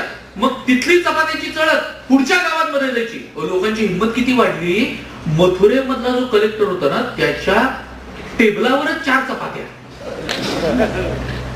त्याने ऑर्डरलीला विचारलं, सगळ्यांना विचारलं माझ्या टेबलावर चपात्या आल्या कुठून म्हणून. सगळे म्हणा आपल्याला माहित नाही. ब्रिटिशांना कळलं चपात्या एका गावातून दुसऱ्या गावात जातात. त्यांना वाटलं चपात्यांमध्ये काहीतरी संदेश असेल म्हणून त्यांनी चपात्या फाडून पाहिल्या. चपात्यांमध्ये संदेश नव्हता, चपाती हाच संदेश होता. संदेश काय होता? हम सब एक है. आणि म्हणून मला जास्त आश्चर्य वाटतं की 1857 मध्ये घडलेली घटना गेल्या शतकामध्ये ज्या काळामध्ये जातीपातीचं प्राबल्य भयंकर होतं म्हणे, ज्या काळामध्ये एकमेकात द्वेष भयंकर होता म्हणे, त्या काळामध्ये कोणत्या घरामधून ती चपाती लाटली गेली आहे, कोणत्या तव्यावरती ती भाजली गेली आहे माहिती नसायचं. पण ती चपात्यांची चळ दुसऱ्या गावात गेल्यानंतर त्याचे तुकडे केले जायचे. गावातल्या प्रत्येक घराघरात ते तुकडे खाल्ले जायचे. कोणत्या जातीच्या माणसाने ती चपाती केली याचा विचार केला जायचा नाही. त्या गावातल्या प्रत्येक घरात चपाती व्हायची, त्याची चळ पुढच्या गावात जायची. जर त्या काळात हे सगळं होऊ शकत होतं तर आज आम्हाला काय धाड बनली. त्या काळात जाती होत्या पण द्वेष नव्हता. आज जाती मोडा म्हणून बोंबललं जातं आणि द्वेष पोसला जातो. लक्षात ठेवा हा फरक. आमचं पोरगे जन्माला आलं की त्याची जात नोंदवली जाते पहिल्यांदा. शाळेत ऍडमिशनला जात, बाहेर पडताना दाखल्यावर जात, उच्च शिक्षणाकरता जात, त्याच्या पुढचं काही शिक्षण घ्यायचं असेल की उच्च शिक्षण तरी जात, नोकरीला लागताना जात, प्रमोशन मिळण्याकरता सुद्धा जात, आणि मेल्यानंतर सुद्धा शेवटी लागते ती जातच. आणि तरी बेंबीच्या देठापासून बोंबलतात जाती नष्ट करा. कुठून होणार? आम्ही म्हणणार राहिल्यात ना जाती आतापर्यंत, राहू देत ना, काय फरक पडतोय. जाती असल्याने बिघडत नाही, जाती डोक्यात मुरल्या तर बिघडतं. लक्षात ठेवा. माझी जात काही असू दे, मी बाहेर आलो की पहिली गोष्ट मी हिंदुस्थानी आहे आणि मी हिंदू आहे ही एक भावना धरून आम्हाला नाही का चालता येऊ शकत. पण जर हे आम्ही समजूनच घेतलं नाही 1857 मला या दृष्टिकोनातूनही मोलाचं वाटतं की त्यामुळे लोकांच्या मध्ये एक एकी निर्माण झाली. नाही तर मला सांगा संस्थानिकांचा प्रॉब्लेम असता तर राव आणि रंक दोन्ही एकत्र का आले असते. सर्वसामान्य माणूस एकत्र का आला असता. मध्य भारतामधली जनता एकत्र का आली असती. दुर्दैव हे होतं की दक्षिणेपर्यंत हा उठाव पोहोचला नाही. दक्षिण सुद्धा जर जागी झाली असती ना 1857 मध्येच स्वराज्य मिळालं असतं. कोणी होण्यासारखं नव्हतं ही अवस्था. त्यामुळे एकीकडे या सगळ्यातून विरोध 31 मे ही उठावाची तारीख नियोजित दिनांक. आता कोणी विचारलं हा नियोजित होतं तर मग सगळ्यांना का नाही सांगितलं. ते काय उद्याच आहे ना संक्रांत. संक्रांतीचं वाण होतं का 31 मे. हा कोणाला सांगू नको 31 मे गुप्त, पण कोणाला सांगू नको. गुप्तपणे सगळ्यांना सांगायचं का. वरच्या लेवलला गेलेले संदेश पुरेसे असतात ना. त्यांनी हाताखालच्यांना सांगायचं असतं आयत्या वेळेला, एकदम नसतं सांगायचं. पण ही जी व्यवस्था होती ना मधली ही योग्य नव्हती. 1857 फसलं का कारण निर्णायकी अवस्था होती. निर्णायकी ही जर निर्णायकी असती, न आणि णचाच फरक आहे. निर्णायकी तर निर्णायक युद्ध झालं असतं. ही निर्णायकी होती, नायकच नव्हता अशी अवस्था होती. मग बराकपूर बंगाल प्रांतामध्ये असलेल्या बराकपूरच्या 34व्या पैठणी मधला शिपाई होता मंगल पांडे, जो एकाएकी उठला. कारण एकच, त्या काडतुसावरच्या चरबीबद्दल त्याची हेटाळणी करण्यात आलेली होती आणि म्हणून तो एकाएकी उठला आणि त्यांनी एकट्याने पहिल्यांदा उठाव केला. बॉब आला समोर, बॉबला त्यांनी लोळवला, ह्युसन आला त्याला लोळवला. शेवटी कसं तरी करून त्याला पकडणार इतक्यात आता आपण एकटेच आणि आपण पकडले जाणार हे पाहिल्यानंतर त्यांनी रायफल खाली ठेवली, दस्ता गळ्याला लावला आणि चाप ओढला. आता इतकं मी सांगितल्यानंतर एकाने नंतर मला विचारलं रायफल खाली ठेवून त्याने चाप कसा ओढला असेल. काय प्रश्न पडतील ना लोकांना सांगता येत नाही. आपण विचार करायचे की म्हटलं रायफल खाली ठेवल्यानंतर त्याला खाली वाकून चाप नसेल ना ओढता आला. माहिती का रायफलीचा दस्ता केवढा असतो. खाली वाकून चाप नसेल ना ओढता आला. हा मी तेच म्हणतोय पायाच्या अंगठ्याने ओढला असेल. फरक काय पडतो. नाही पण असं लिहिलेलं आहे का. प्रत्येक गोष्ट लिहिलेलीच लागते का. अर्थात म्हणाले तरच आम्ही विश्वास ठेवतो. झाशीची राणी कधी जेवत नव्हती माहिती नव्हती. म्हटलं झाशीची राणी कधी जेवत नव्हती. कसं शक्य आहे म्हणे, एवढं युद्ध लढली, दाखवा कागद. तुम्ही कधी वाचले झाशीची राणी किती वाजता जेवायला बसत होती, ती न्याहारी काय घेत होती, तिचे आवडते पदार्थ काय होते, सकाळी कधी जेवत होती, रात्री कधी जेवत होती, वाचले?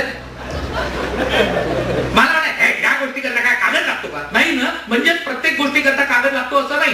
डोकं नावाची काही चीज आहे की नाही, वापरता येते ना.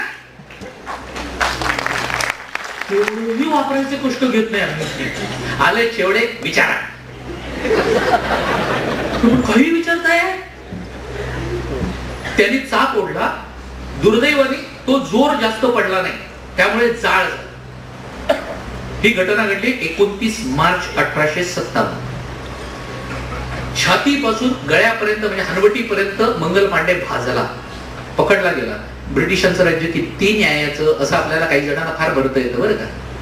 विशेषतः मानवाधिकारवाले जे कोणी आपल्याकडे फार सुळसुळा ठेवावा त्याचा, कारण त्यांना हिंदू सोडून इतर कोणालाही काही झालं की त्यांना भयंकर वाईट वाटतं. एस्पेशली काश्मीरच्या बद्दल बोललो तर हे नको तिथं तोंड घालतच असतात, स्वतः तिकडे राहायलाही जात नाही बरं का. कारण परत येणार याची गॅरंटी असते ना. इथे बसून खाव खाव खाव खाव करत बसतात, सैन्य मागे घ्या. पण तिथे जा ना मग तू, म्हणजे कळेल तुला. तिकडे सैन्य काय आपलं श्रीखंडपुरीचं जेवण हादळतंय का? तिथे आपलं सैन्य आहे म्हणून इथे आपण सुखाने राहतोय, किमान एवढी भावना आता मनात पाहिजे. नको तिथं काहीतरी लुडबुड करत असतात. तसं आहे आपल्याकडे काही जण ना ब्रिटिश राजवटीची, मला ब्रिटिश राजवट किती स्वच्छ होती, खूपच स्वच्छ म्हटलं. आमच्याकडे मुंबईला ते क्रॉफर्ड मार्केट नावाचं होतं ना, ज्याचं नंतर फुले मार्केट नाव झालंय. ते क्रॉफर्ड मार्केट, ज्या क्रॉफर्ड या साहेबाच्या नावाने आहे ना, त्यांनी तो किती पैसा खाल्ला तेही कळलं नाही ब्रिटिशांना. त्यांनी पैसा खाल्ल्यामुळे त्यांना हाकललाय बरं का. आणि मग इंग्लंडमध्ये आम्हाला कुठे माहिती असतं की भ्रष्टाचार आमच्याकडे अलीकडची नाही आहे देणगी, तिलाही परंपरा आहे. आपण परंपरावादी आहोत, त्यामुळे आपली अवस्थाच अशी आहे की आम्ही त्यातही शोधत असतो. काय झालं, अमेरिका, रशिया आणि भारताचे दोघांचे राष्ट्राध्यक्ष, भारताचे राष्ट्रपती असे एकदम देवाकडे गेले. अमेरिकेच्या राष्ट्राध्यक्षांनी विचारलं, देवा भ्रष्टाचार कधी नष्ट होईल? देव म्हणाले 40 वर्षात. ते लढायला लागले. म्हणाले देवाला, देव म्हणाला काय झालं? तो म्हणाले काही नाही, 40 वर्षांनी नष्ट होणार खरं, पण तो बघायला मी जिवंत नसीन म्हणून मला वाईट वाटतंय. देव म्हणाले ठीक आहे. मग रशियन राष्ट्राध्यक्ष गेले, ते म्हणाले देवा आमच्या देशातला भ्रष्टाचार कधी नष्ट होईल? देव म्हणाले 80 वर्षात.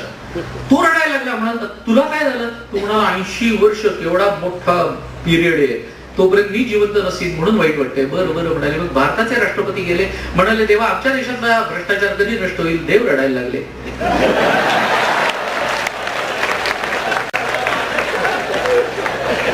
ते म्हणाले देवा तुम्हाला काय झालं? देव म्हणाले तोपर्यंत मी असीन की नाही मला.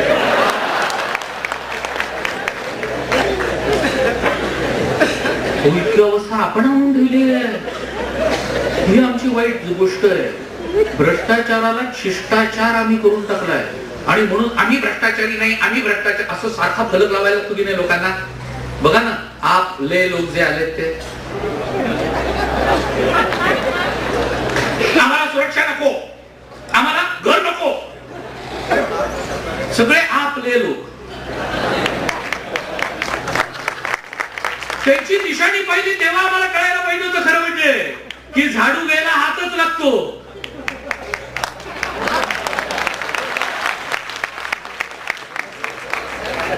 कळलंच नाही आम्हाला. असो तो भाग वेगळा. तेव्हा इथे मंगल पांडे एवढा भाजला होता ब्रिटिशांनी, तरी सुद्धा म्हणून मुद्दाम आपल्याला तारीख सांगितली की 29 मार्चला ही घटना घडली. काही दिवसात फक्त 8 एप्रिल 1857 ला मंगल पांडेला फासावर चढवला. म्हणजे तो भाजलेल्या अवस्थेत त्याला फाशी दिली, लक्षात घ्या. आणि तो पहिला हुतात्मा ठरला. आणि मग मंगल पांडे विशेष नाम नाही राहिलं, सामान्य नाम झालं. कारण मग जो कोणी उठाव करणारा दिसायला लागला ना, त्याला ब्रिटिश म्हणायला लागले लो ये आया और एक मंगल पांडे, इतकं सामान्य नाम झालं. बराकपूर तर बंगाल प्रांतामध्ये राहिलं, पण मिरतेमधले 20व्या पायदळांनी उठाव केला. का? कारण 90 जणांना उभं केलं, त्यातल्या 85 जणांनी काडतुसं नाकारली, 5 जणांनी स्वीकारली. ज्या 85 जणांनी नाकारली ना, त्यांच्यावरती जरब बसण्याकरता त्यांना सगळ्यांच्या समोर कपडे उतरवायला लागले ब्रिटिशांनी. अंतर्वस्त्र ठेवली फक्त, हातात वेड्या घातल्या आणि त्यांना तुरुंगात टाकलं. इथे स्त्री शक्तीचा वेगळा आविष्कार दिसतो बरं का 1857 मध्ये. हे जे इतर सैनिक होते ना, त्यातले काही सैनिक संध्याकाळी बाजारात फिरायला म्हणून गेले. बाजारात बसलेल्या बायकांनी त्यांना सांगितलं, तुमचे भाईबंध तिथे तुरुंगामध्ये खितपत पडलेले आणि तुम्ही इथे मौज मजा करताय, बांगड्या भरा त्यापेक्षा हातातून. हे जे सैनिक संतापले ते सरळ आले, आपापली शस्त्र घेतली, तुरुंगच फोडला आणि सगळ्या लोकांना सोडवलं. आता हे निर्णायक या करता की या सगळ्यांना ऑर्डर्स देणारा कोणी नाही ना, हे सगळे शिपाईच आहेत. मग शिपायांना एवढंच पाहिजे, मग आता काय करायचं आपण? मग चलो दिल्ली. का? कारण दिल्लीमध्ये सगळ्यात सर्वोच्च सरकार कुठे असतं? दिल्लीत. तेव्हापासूनची ती समजूत रूढ झालेली आहे.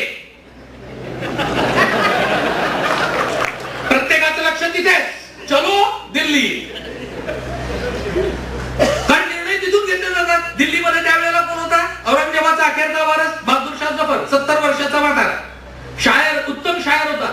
शायरी वगैरे जबरदस्त करायचा. म्हणजे बहादूरशाह जफरच्या जर शायरी आपण वाचल्या, अप्रतिम शायर, एक नंबरचा शायर म्हणायला पाहिजे, इतक्या अप्रतिम शायरी. पण कधी जन्मात राजकारण केलंच नाही, शायरीच करत राहिले. खुशबुसकरांना जवळ करायचा आणि काय काय सांगायचं माहितीये, मी मनात आणलं तर माशी एवढा लहान होऊ शकतो, संपूर्ण जगात फिरून परत खिडकीतून आत येऊन परत बहादूरशाह बनवू शकतो. लोक पण टाळ्या वाजवायचे. का? टाळ्या वाजवायचे पण पैसे मिळायचे. आजकाल पण मिळतात, पण ते वेगळ्या ठिकाणी.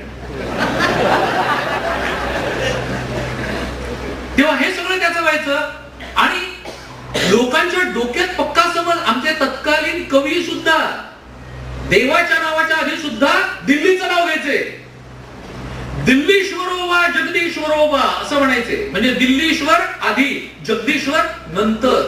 इतकी आमची मानसिकता झाली ती. स्वाभाविक या सगळ्या शिपायांना काय वाटायला लागलं, आपला बादशाह तिथे दिल्लीच्या तख्तावर आहे, त्याला आपण परत एकदा राज्यावरती बसू. हे सगळे चलो दिल्ली म्हणून धावत सुटले. सगळीकडे उठाव झालेला. कारण त्याच वेळेला झाशी प्रांतामध्ये गंगाधरराव नेवाळकर गेले होते 1853 मध्येच. त्याच वेळेला जो काही वारस घेतलेला होता दामोदरला, डलहौसीनी वारसा हक्क नामंजूर केला. गंमत आहे, बोरछा आणि कोटा या संस्थानांचे वारसा हक्क मंजूर केले, पण झाशीचा मात्र नामंजूर केला. का? ब्रिटिशांना वाटेल ती सगळी संस्थानं त्यांना कशात घालायची होती. राणी चिडली, पण राणीचं संस्थान खालसा करून घेतलं. 60,000 रुपये तुला पेन्शन देतो आणि त्या वाड्यामध्ये राहा, 60,000 रुपये वर्षाला. राणी मुकाट राहिली. पण पहिल्यांदा झाशीमधून हे जे ब्रिटिशांचे असलेले सैनिक होते त्यांनी उठाव केला. राणीकडे गेले, म्हणाले 1 लाख रुपये द्या नाही तर झाशी जळतो. राणी म्हणाली, बाबा रे, पहिल्यांदा 3 लाख मागितले. राणीनी मोठ्या मिनतवारीने त्यांना लाखभर रुपये दिले. मग हे सगळेजण खल्क खुदा का मुल्क बादशाह का और अमल झाशी की राणी का असं म्हणत म्हणत दिल्लीकडे निघून गेले. राणी धूर्त, तिने काय केलं, लगेच ब्रिटिश रेसिडेंटला पत्र पाठवलं की मला जर झाशी वाचवायची असेल तर मला सैन्य उभारायला द्या. तो म्हणाले, ही एक बाई आहे अबला, ती काय करणार, हिला झाशी वाचवायची, ठीक आहे देऊ. तिला देऊन टाकली लगेच परमिशन. त्यांना कुठं माहिती ही किती शस्त्रास्त्र विद्येत निपुण आहे. घोड्याची परीक्षा करणारे त्यावेळेला आपल्याला माहितीये फक्त 2च माणसं निष्णात होती उभ्या हिंदुस्थानात घोड्याची परीक्षा करणारे. एक नानासाहेब पेशवे आणि दुसरी झाशीची राणी. त्यातही झाशीची राणी सरस एवढ्या कारणाकरता की एक मोत्तद्दार 2 घोड्यांना घेऊन आला. एक सारखे दिसणारे दोन्ही घोडे, पांढरे शुभ्र, आपला खवारू वाटणारे. त्यांना घेऊन गेला, नानासाहेबांना दाखवले. नानासाहेबांना दोन्ही आवडले, छान आहे म्हणाले, एकसारखे. ह्याचं समाधान नाही झालं. तो राणीकडे आला आणि राणीला दाखवला आणि म्हणाला, जरा सांगा. राणी म्हणाली, काही हरकत नाही. तिने त्या घोड्यांवरून रपेट मारली. तो म्हणाला, आता काय? म्हणाले, हा जो घोडा आहे ना याला मी 1200 रुपये देईन. क्या बात आहे म्हणाला. बर. ती म्हणाली, हा जो दुसरा घोडा आहे ना याला 50 रुपये मिळतील. तो म्हणाला, काहीतरी काय बोलताय, दोघेही एकसारखे आहेत, दिसायला एकसारखे, सगळं एकसारखं आहे, मग याला 1200 आणि त्याला 50. राणी म्हणाली, हा छातीतून फुटलाय. धन्य आहे म्हणाला, हे आजपर्यंत फक्त मला माहिती होतं म्हणाला, कोणालाही कळत नाही की तो छातीतून फुटलाय म्हणून. तुम्हाला अचूक परीक्षा, इतकी अचूक परीक्षा राणीची होती. घोड्याच्या बाबतीत दुर्दैव हे की शेवटच्या क्षणाला घोड्यानेच अडवलं राणी. कारण घोडा बुजला, कारण घोडा नवीन होता. त्यामुळे राणीचा शेवट झाला तो घोडा बुजल्यामुळे. पण ती फार पुढची गोष्ट झाली. इथे राणीने स्वतःचं सैन्य तातडीने उभं केलं आणि ती सरळ आपला महाल सोडून किल्ल्यावर राहायला गेली, झाशीच्या किल्ल्यावर. हे सगळं तिथे होतंय. सगळे बाजार गुणगे सैनिक जे धावत सुटले ते दिल्लीमध्ये एकाएकी गोळा व्हायला लागल्यानंतर बादशाहचं कसं तरीच व्हायला लागलं. त्याला कळे ना हे एकदम कसे काय आले, कारण काही माहित नसताना एकदम जर बादशाह म्हणून स्वतःला कोणी बसवायला लागलं तर कठीण होतं की नाही. बरं, एखादा सामान्य पोरगा जर असेल आणि त्याला एखादी देखणी पोरगी जर आवडली आता काय आवडू नये का हो? आवडावी की. सामान्य पोराला एक देखणी पोरगी आवडली, मोठ्या घरातली देखणी पोरगी छानपैकी. जर हिला आपण प्रपोज केलं तर ही नक्की नाही म्हणणार हे याला माहितीये. त्यामुळे झुरत झुरत आपला तिच्यावर प्रेम करतोय. शेवटी एकदा त्याने विचार केला, एकदा विचारूनच बघू ना. डायरेक्ट नाही म्हणेल एवढंच नाही, पण लफडा मिटेल डोक्यातला, सगळा झोल जाईल. गेला आणि मोठा हिया गेला त्यांनी आणि त्या मुलीला विचारलं, तिला प्रपोज केलं आणि ती हो म्हणाली. आली का म्हणजे आता करायचं काय? स्वप्नात वाटत नव्हतं की ही पोरगी मिळेल म्हणून, ती हो म्हणतीये. अशा पोराला अरविंद केजरीवाल म्हणतात.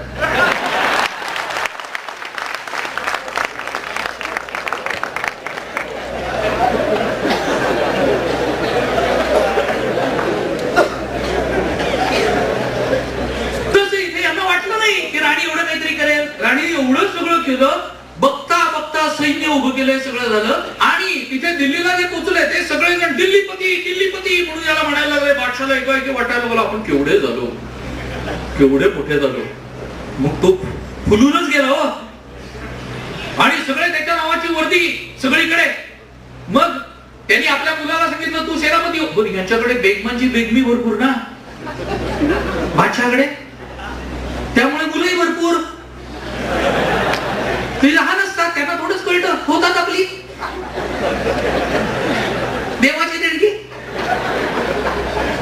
त्यामुळे एकाला सेनापती बनवून, यांनी कधी तलवार नाही हातात धरलेली, कमरेची तलवार काढता येत नव्हती गजलेली, तो सेनापती. दुसरा कोषाध्यक्ष. असे वेगवेगळे त्यांनी बराबर डिपार्टमेंट वाटून दिली.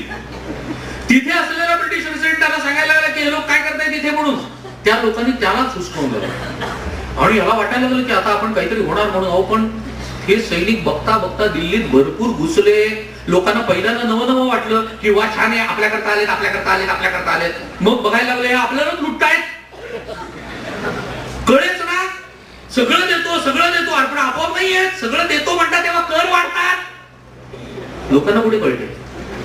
त्यामुळे हे ज्या वेळेला सांगायला लागले आणि सगळं लुटपाट व्हायला लागली, सैनिक लुटायला लागले दिल्लीला, मग लोक त्याच्याकडे जायला लागले. पण बादशाह हातबल करतोय काय, कारण त्यांना थांबवणे इतकी शक्ती नाही त्याच्याकडे. ही त्याची अवस्था झालेली. हे ब्रिटिशांनी हेरलं आणि ब्रिटिशांनी पहिल्यांदा दिल्लीवर धडक मारली. ब्रिटिशांचा दारुगोळ्याचा कारखाना होता दिल्लीत सगळ्यात मोठा, घेण्यासारखी गोष्ट आहे त्यांच्याकडून. 8 शिपाई फक्त रक्षण करतोय दारुगोळा कारखान्याचं. मोती तट फक्त 8 इंग्रज शिपाई आतमध्ये होते. या सैनिकांनी बाहेरून शिड्या लावल्या. आतल्या माणसांनी काय केलं माहितीये, दारू बाहेर काढून ठेवली, पसरून. दारू म्हणजे त्यातली यातली नाही, बाहेर काढून पसरून ठेवली कोटापर्यंत. शिपायांना येऊ दिलं. कोटावर चढले शिपाई, कोटावरून धडाधड खाली उड्या मारल्या बरोबर या माणसाने बत्ती लावून दिली. त्या दारूनी जे रेष पकडली, सार सार सार सार पकडत ती एकदम कोठारावर जाऊन धडकली आणि प्रचंड स्फोट झाले. हे जे 8 सैनिक आत होते ना ते मेलेच, पण स्वतःच्या कारखान्याचं रक्षण असं केलं की जे आत आले होते ना ते सुद्धा मेले आणि त्याच्या हातात कोठार नाही पडू दिलं त्यांनी. पण दुसरीकडे दिल्लीमध्ये काय काय चाललंय हे चटकन कळण्यासारखी अवस्थाच नव्हती. इथे कानपूरला आता नियोजित उठाव म्हणून नानासाहेब कानपूरमध्ये आले. कानपूरला आल्यावर तिथे व्हीलर म्हणून होता ब्रिटिश अधिकारी, त्यांनी तर किल्ल्याच दिल्या त्यांच्या हातात. म्हणाला आमचं रक्षण करा, कारण दिल्लीमध्ये मोठे अडचण म्हणाला. यांच्या हातात किल्ल्या, हे याला राहायला आले होते, त्यांना यांनीच किल्ले देऊन टाकले. यांनी सगळ्यांना तुरुंगात टाकून दिले. मग ते ब्रिटिश म्हणायला लागले की इथून आम्हाला काही करा पण सोडा, सेफ पॅसेज, सुरक्षित रस्ता द्या कुठेतरी आम्हाला जाण्याकरता म्हणून. मारण्यामध्ये रस नव्हताच, कारण वाटेत सैनिकांनी कित्येक जणांना मारलं होतं, पण सगळ्यांना नाही मारू शकलेले बरं का. अनेक ब्रिटिशांना मारलं नाही असं नाही, चलो दिल्ली म्हणत मारो फिरंगी को असं करत चाललेले होते. पण कित्येक जणांना गयावया करतोय, मला सोडून दे, मी तुझं काय वाईट केलं, मी माझ्या देशाला निघून जातो. लगेच आमच्या सैनिकांनी सांगितलं जा. ज्याला सोडून दिलं होतं ना त्यांनी नंतर ज्यांनी सोडलं त्याला पकडल्यावर सोडलं नाहीये, लक्षात ठेवा. तोफेच्या तोंडी दिले. शत्रूला दयामाया दाखवायची नसते. शत्रूला अचूक ओळखणं आणि शत्रूशी अचूक वर्तन करणं हे उभ्या हिंदुस्थानात ओळखलेला सगळ्यात मोठा माणूस एकच मला दिसतो, छत्रपती शिवाजी महाराज. दिवशी लढायचं कसं, सोडायचं का नाही सोडायचं, मार दिया जाए या छोड दिया जाए हे मी ठरवणार, शत्रूने नाही ठरवायचं. हे सगळ्यात महत्वाचं होतं तिथे. आणि हे सगळं करता करता हे सगळे वेडे वाकडे कसेही आपले जात आहेत. मग ब्रिटिशांनी पहिला हल्ला केला तो दिल्लीवरती केला, दिल्ली ताब्यात घेतली. दिल्ली ताब्यात घेईपर्यंत इथे कानपूर नानासाहेबांना मिळालं. यांनी या लोकांना सांगितलं ठीक आहे आम्ही तुम्हाला जायला देतो, गंगेच्या पात्रात उतरा. 40 नावा तिथे तयार करून ठेवल्या. त्या 40 नावांच्या मध्ये ब्रिटिश सगळे भरले सत्ती चौरा घाटावरती. आणि ब्रिटिश तिथे बसले. नावा जाण्याचा हुकूम दिला. एवढ्यात एका ब्रिटिश सैनिकांनी नाव पुढे जावी म्हणून गोळी झाडली. गोळी झाडल्यावर सत्ती चौरा घाटावर चौबाजूनी सैनिक जमलेले होते जे ब्रिटिशांचा तिरस्कार करत होते. यांनी गोळी झाडल्यानंतर त्यांना काहीतरी एक संधी पाहिजेच होती. मानो फिरंगी को काटो फिरंगी को असं म्हणत धडाधड उड्या घेतल्या गंगेच्या पात्रात. सपासप कापून काढायला सुरुवात केलं. बघता बघता गंगेचं पाणी लाल भडक झालं. त्यातून नानासाहेबांच्या प्रयत्नामुळे 125 स्त्रिया आणि मुलं वाचली. त्या सगळ्यांना बीबी घरात ठेवलं. ते बीबी घर नाव का पडलं होतं माहितीये, एका ब्रिटिश अधिकाऱ्याची रखेल तिथे राहायची म्हणून त्याला बीबी घर म्हणायचं. त्या बीबी घरात या सगळ्या लोकांना ठेवलं. पण या बायकांनी गुप्तपणे हॅवलॉक आणि नील ज्या वेळेला निघाले, हॅवलॉक आणि नील नाव लक्षात राहतील आपल्या बरोबर. तर दुर्दैव आहे की भारत स्वतंत्र झाल्यानंतर सुद्धा याच 2 ब्रिटिशांची नावं अजूनही अंदमान मधल्या बेटांना आहेत. एकाला हॅवलॉक आयलंड म्हणतात, एकाला नील आयलंड म्हणतात. अंदमान मधल्या सगळ्याच बेटांची नावं ही या ब्रिटिश लोकांच्या मुळे आम्हालाच लाज वाटत नाही की ज्या लोकांनी आमच्या लोकांना मारलं, भयानक क्रूरपणाने मारलं, त्या लोकांची नावं आजही आम्ही मिरवतोय स्वातंत्र्य मिळून इतक्या वर्षांनंतर सुद्धा. ही अवस्था आहे. कारण हॅवलॉक आणि नीलनी कसं मारलंय माहितीये मध्य भारतातल्या लोकांना.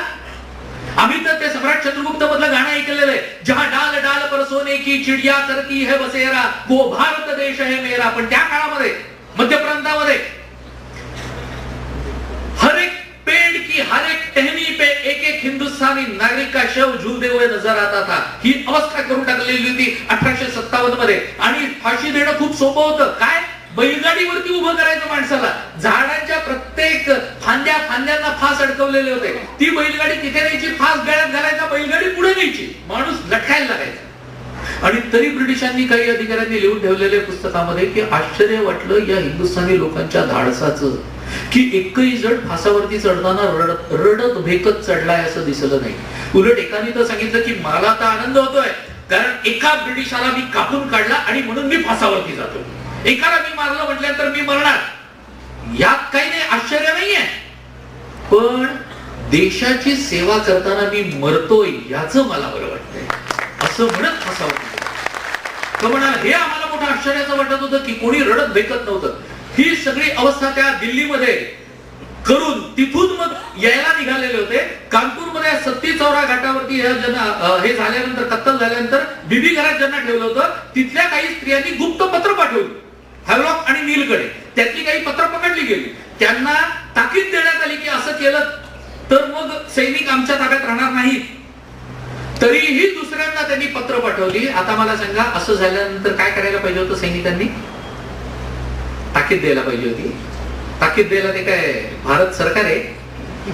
निषेध खलिता क्रमांक 148 पाकिस्तान सुरळी करतो निषेध खलित्याची.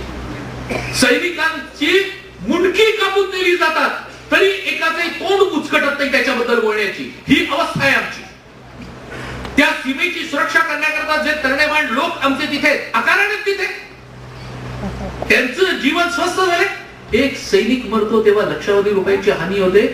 लक्षात घ्या, लक्षावधी रुपयांचं मला तेवढं मोल वाटत नाही, पण त्याच्या घरचे लोक, त्याच्यावर अवलंबून असणारे लोक, एकुलता एक असेल का, लहान लहान मुलं घरी असतील का, काही विचार येत नाही आपल्या मनात. कसली मानवता आहे हो आमच्या मनात. खरं सांगू, आज आम्ही मानव फक्त मानव म्हणून राहिलोय, प्रत्यक्षात यंत्र मानव झालेलो. भाव भावना याच आमच्या निघून जात चाललेल्या आहेत. ही अवस्था आहे. सैनिक मग ताब्यात राहिले नाही. सैनिक उतरले आणि त्यांनी सपासप सगळ्यांना कापून काढले. रक्ता मासाचा चिखल झालाय तिथे बीबी घरामध्ये. याहून भयंकर नील वागलाय. नीलनी ज्या वेळेला हे हत्याकांड ज्यांनी केलं त्या सैनिकांना पकडलं ना, तेव्हा त्या सगळ्यांना बीबी घरातली जमीन जिभेनी चाटायला लावली आणि मग ठार केलंय. हे सगळं कानपूर मध्ये चाललेलं आहे. त्यावेळेला नानासाहेबांचा जो सेनापती आहे त्याचं नाव आहे तात्या टोपे. हा कोण होता? तात्या टोपे, मूळचं आडनाव भट किंवा येवलेकरही म्हटलं जायचं, कारण येवल्या हे त्यांचं जन्मगाव, मूळ गाव.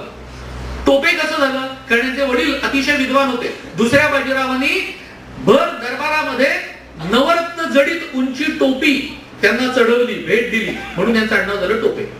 म्हणून रामचंद्र पांडुरंग भट तथा तात्या टोपे हे त्यांचं नाव.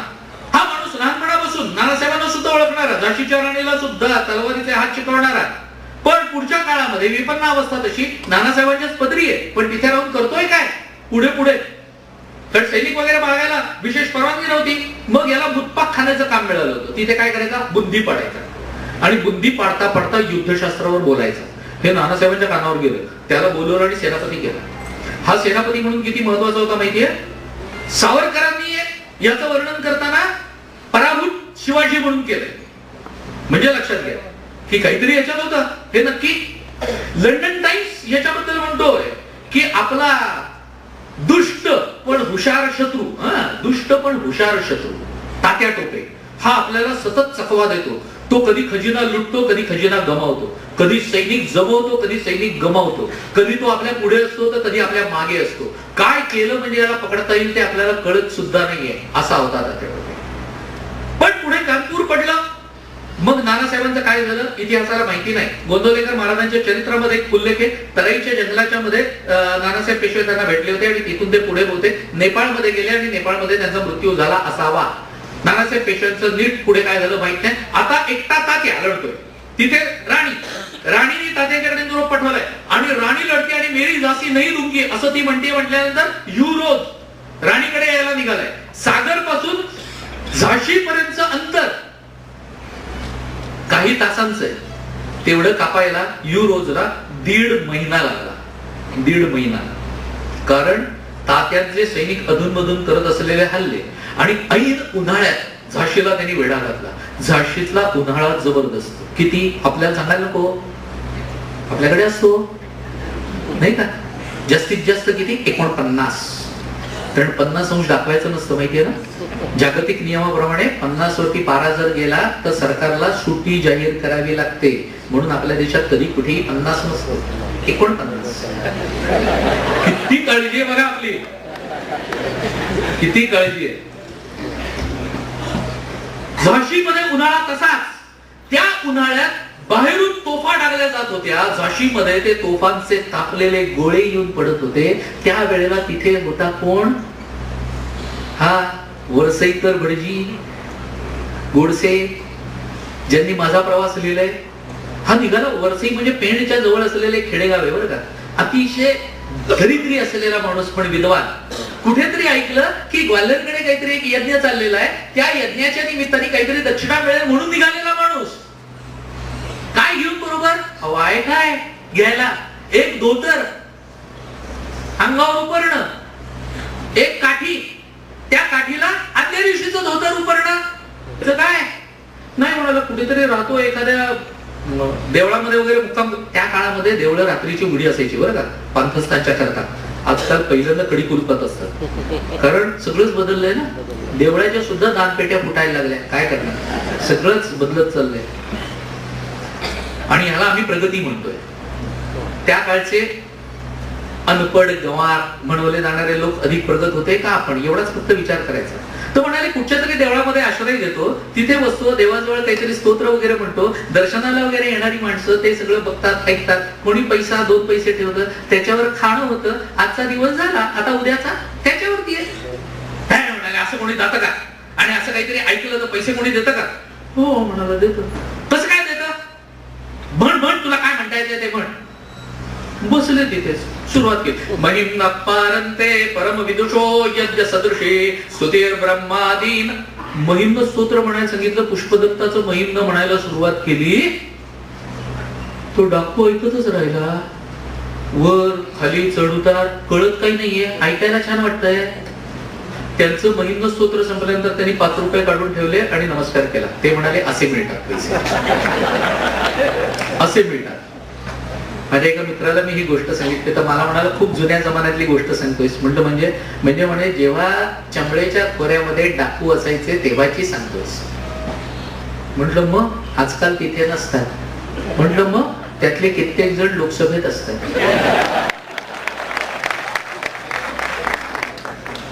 असं काहीतरी म्हणत जाऊ नको रे म्हटलं,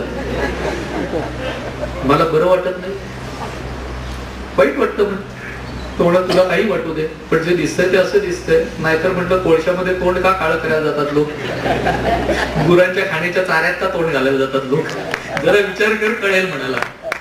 तर काय बोलणार याच्यावरती, तुम्ही आपला गप्प बसलो, ऐकून घेतलं सगळं त्याचं.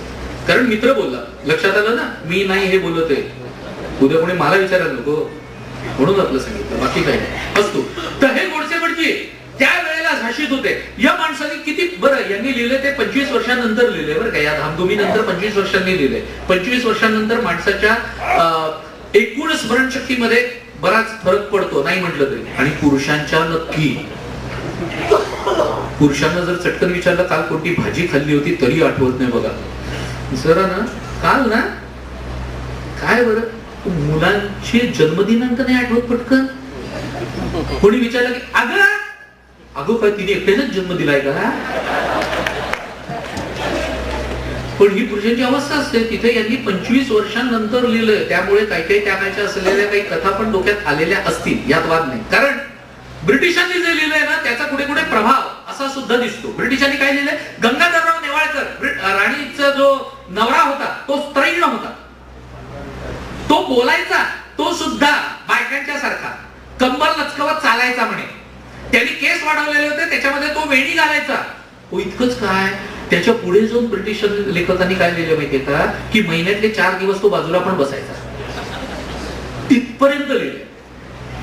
आता हे त्यांच्या लेखनात आलंय. हे खरं नाही एवढ्या कारणाकरता मी मगाशी म्हटल्याप्रमाणे इतिहासाला प्रश्न विचारावे लागतात. मी झाशीच्या किल्ल्यावरती जाऊन झाशीच्या राणीचं चरित्र सांगून आलोय बरं का. त्यामुळे त्यावेळेचे काही चरित्र किंवा ग्रंथ अभ्यासल्याशिवाय बोलत नाहीये.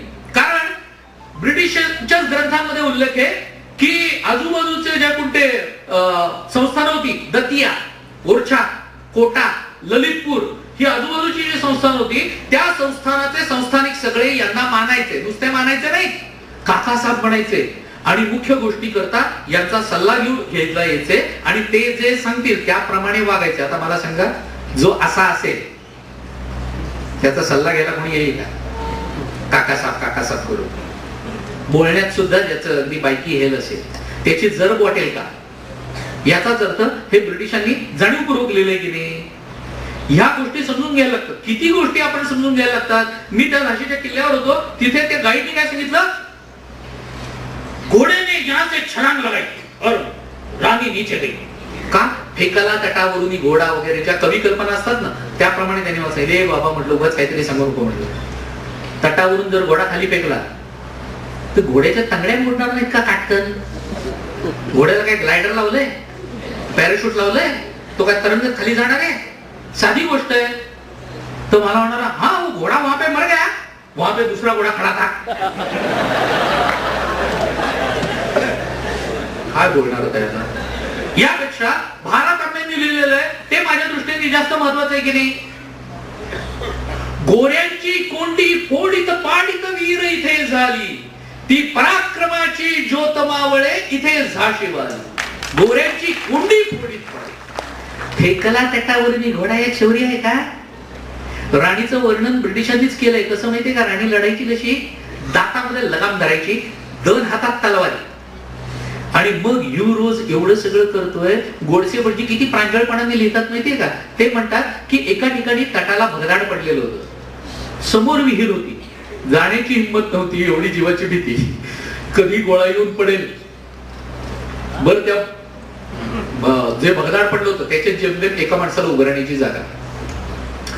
शेवटी कसा बसा हिया करून गेलो, पाणी दिसलं, ते 2 घोट नाही घेते तवर बाजूला एक गोळा फुटला. म्हणून भीतीने परत आलो आणि त्या भगदाडात घुसायला गेलो. तो तिथे एक तरुण 18-19 वर्षाची बायको उभी होती. बायको म्हणजे बाई, तरुणी. त्या काळची लिहिण्याची पद्धत आहे, एवढंच लक्षात घ्यायचं. त्यामुळे आजचा बायको हा अर्थ घ्यायचा. एक तरुणी उभी होती. आता माझ्या जागेवर ती उभी आहे, तिला हकलवणार तरी कसं, कारण तिलाही जीवाची भीती आहे. त्यामुळे मी कशी बशी त्यातही जागा करून तिथे उभे राहिलो. आम्ही दोघे साधारणपणे एकाच वयाचे, उभयतांची अंगे अंगाला भिडली, पण मनात कामाचा विचार आला नाही, एवढी जीवाची दहशत. किती प्रांजळपणाने लिहिले बघा, जीवाची दहशत किती होती. हे सगळं होत असताना युरोजचं सैन्य आत शिरलं. शेवटी किल्ल्याला तर भगदाड पडलं. राणीच्याकडे आतमध्ये जे शिपाई होते त्यांना बरोबर येऊन राणीने रातोरात भगदाड बुजवलं. दुसऱ्यांदा तसंच झालं आणि मग युरोज आतमध्ये शिरणार हे पाहिल्यानंतर राणीने दरवाजा उघडला आणि त्याचप्रमाणे ती दातात लगाम धरत गोऱ्यांची कोंडी फोडत काल्पीच्या दिशेला राणी निघून सुद्धा गेली घोड्यावरून. आणि युरोजचं सैन्य आत घुसला. दुसरा काय केलं या लोकांनी माहितीये? झाशीतल्या रहिवाशांच्या घरांना बाहेरून कड्या लावल्या आणि घरांना आगी लावून टाकल्या. आधीच उन्हाळा, त्या घरात कोंडून झाशीतल्या लोकांना मारून टाकलं युरोजने. आणि राणी तिथून निघाली काल्पीकडे. काल्पीचं अंतर किती? 102 मैल. घोड्यावरून 102 मैल अंतर. कल्पना करा, विचार असा करायचा, 102 मैल सोडा, घोड्यावरती बसून आपण एखाद महिलाची रपेट करा. एखाद महिलाची, फार मोठं नाही, एखाद महिलाचीच रपेट करा. खाली उतरलो ना की पुढचे 2 दिवस आपण घोड्यावर बसल्यासारखे चालतो. तिथं 102 मैलाची रपेट मारणं सोपं नाहीये. बरं, राणी तिथे गेली विहिरीवरती पाणी प्यायला म्हणून. तिथे पाणी प्यायला ती गेली, तिथे गोडसे भटजी उभे होते. त्यांनी पाणी काढून दिलं राणीला, राणीने ओतून टाकलंय. त्याही अवस्थेत स्वतः पाणी काढले आणि प्यायले. का?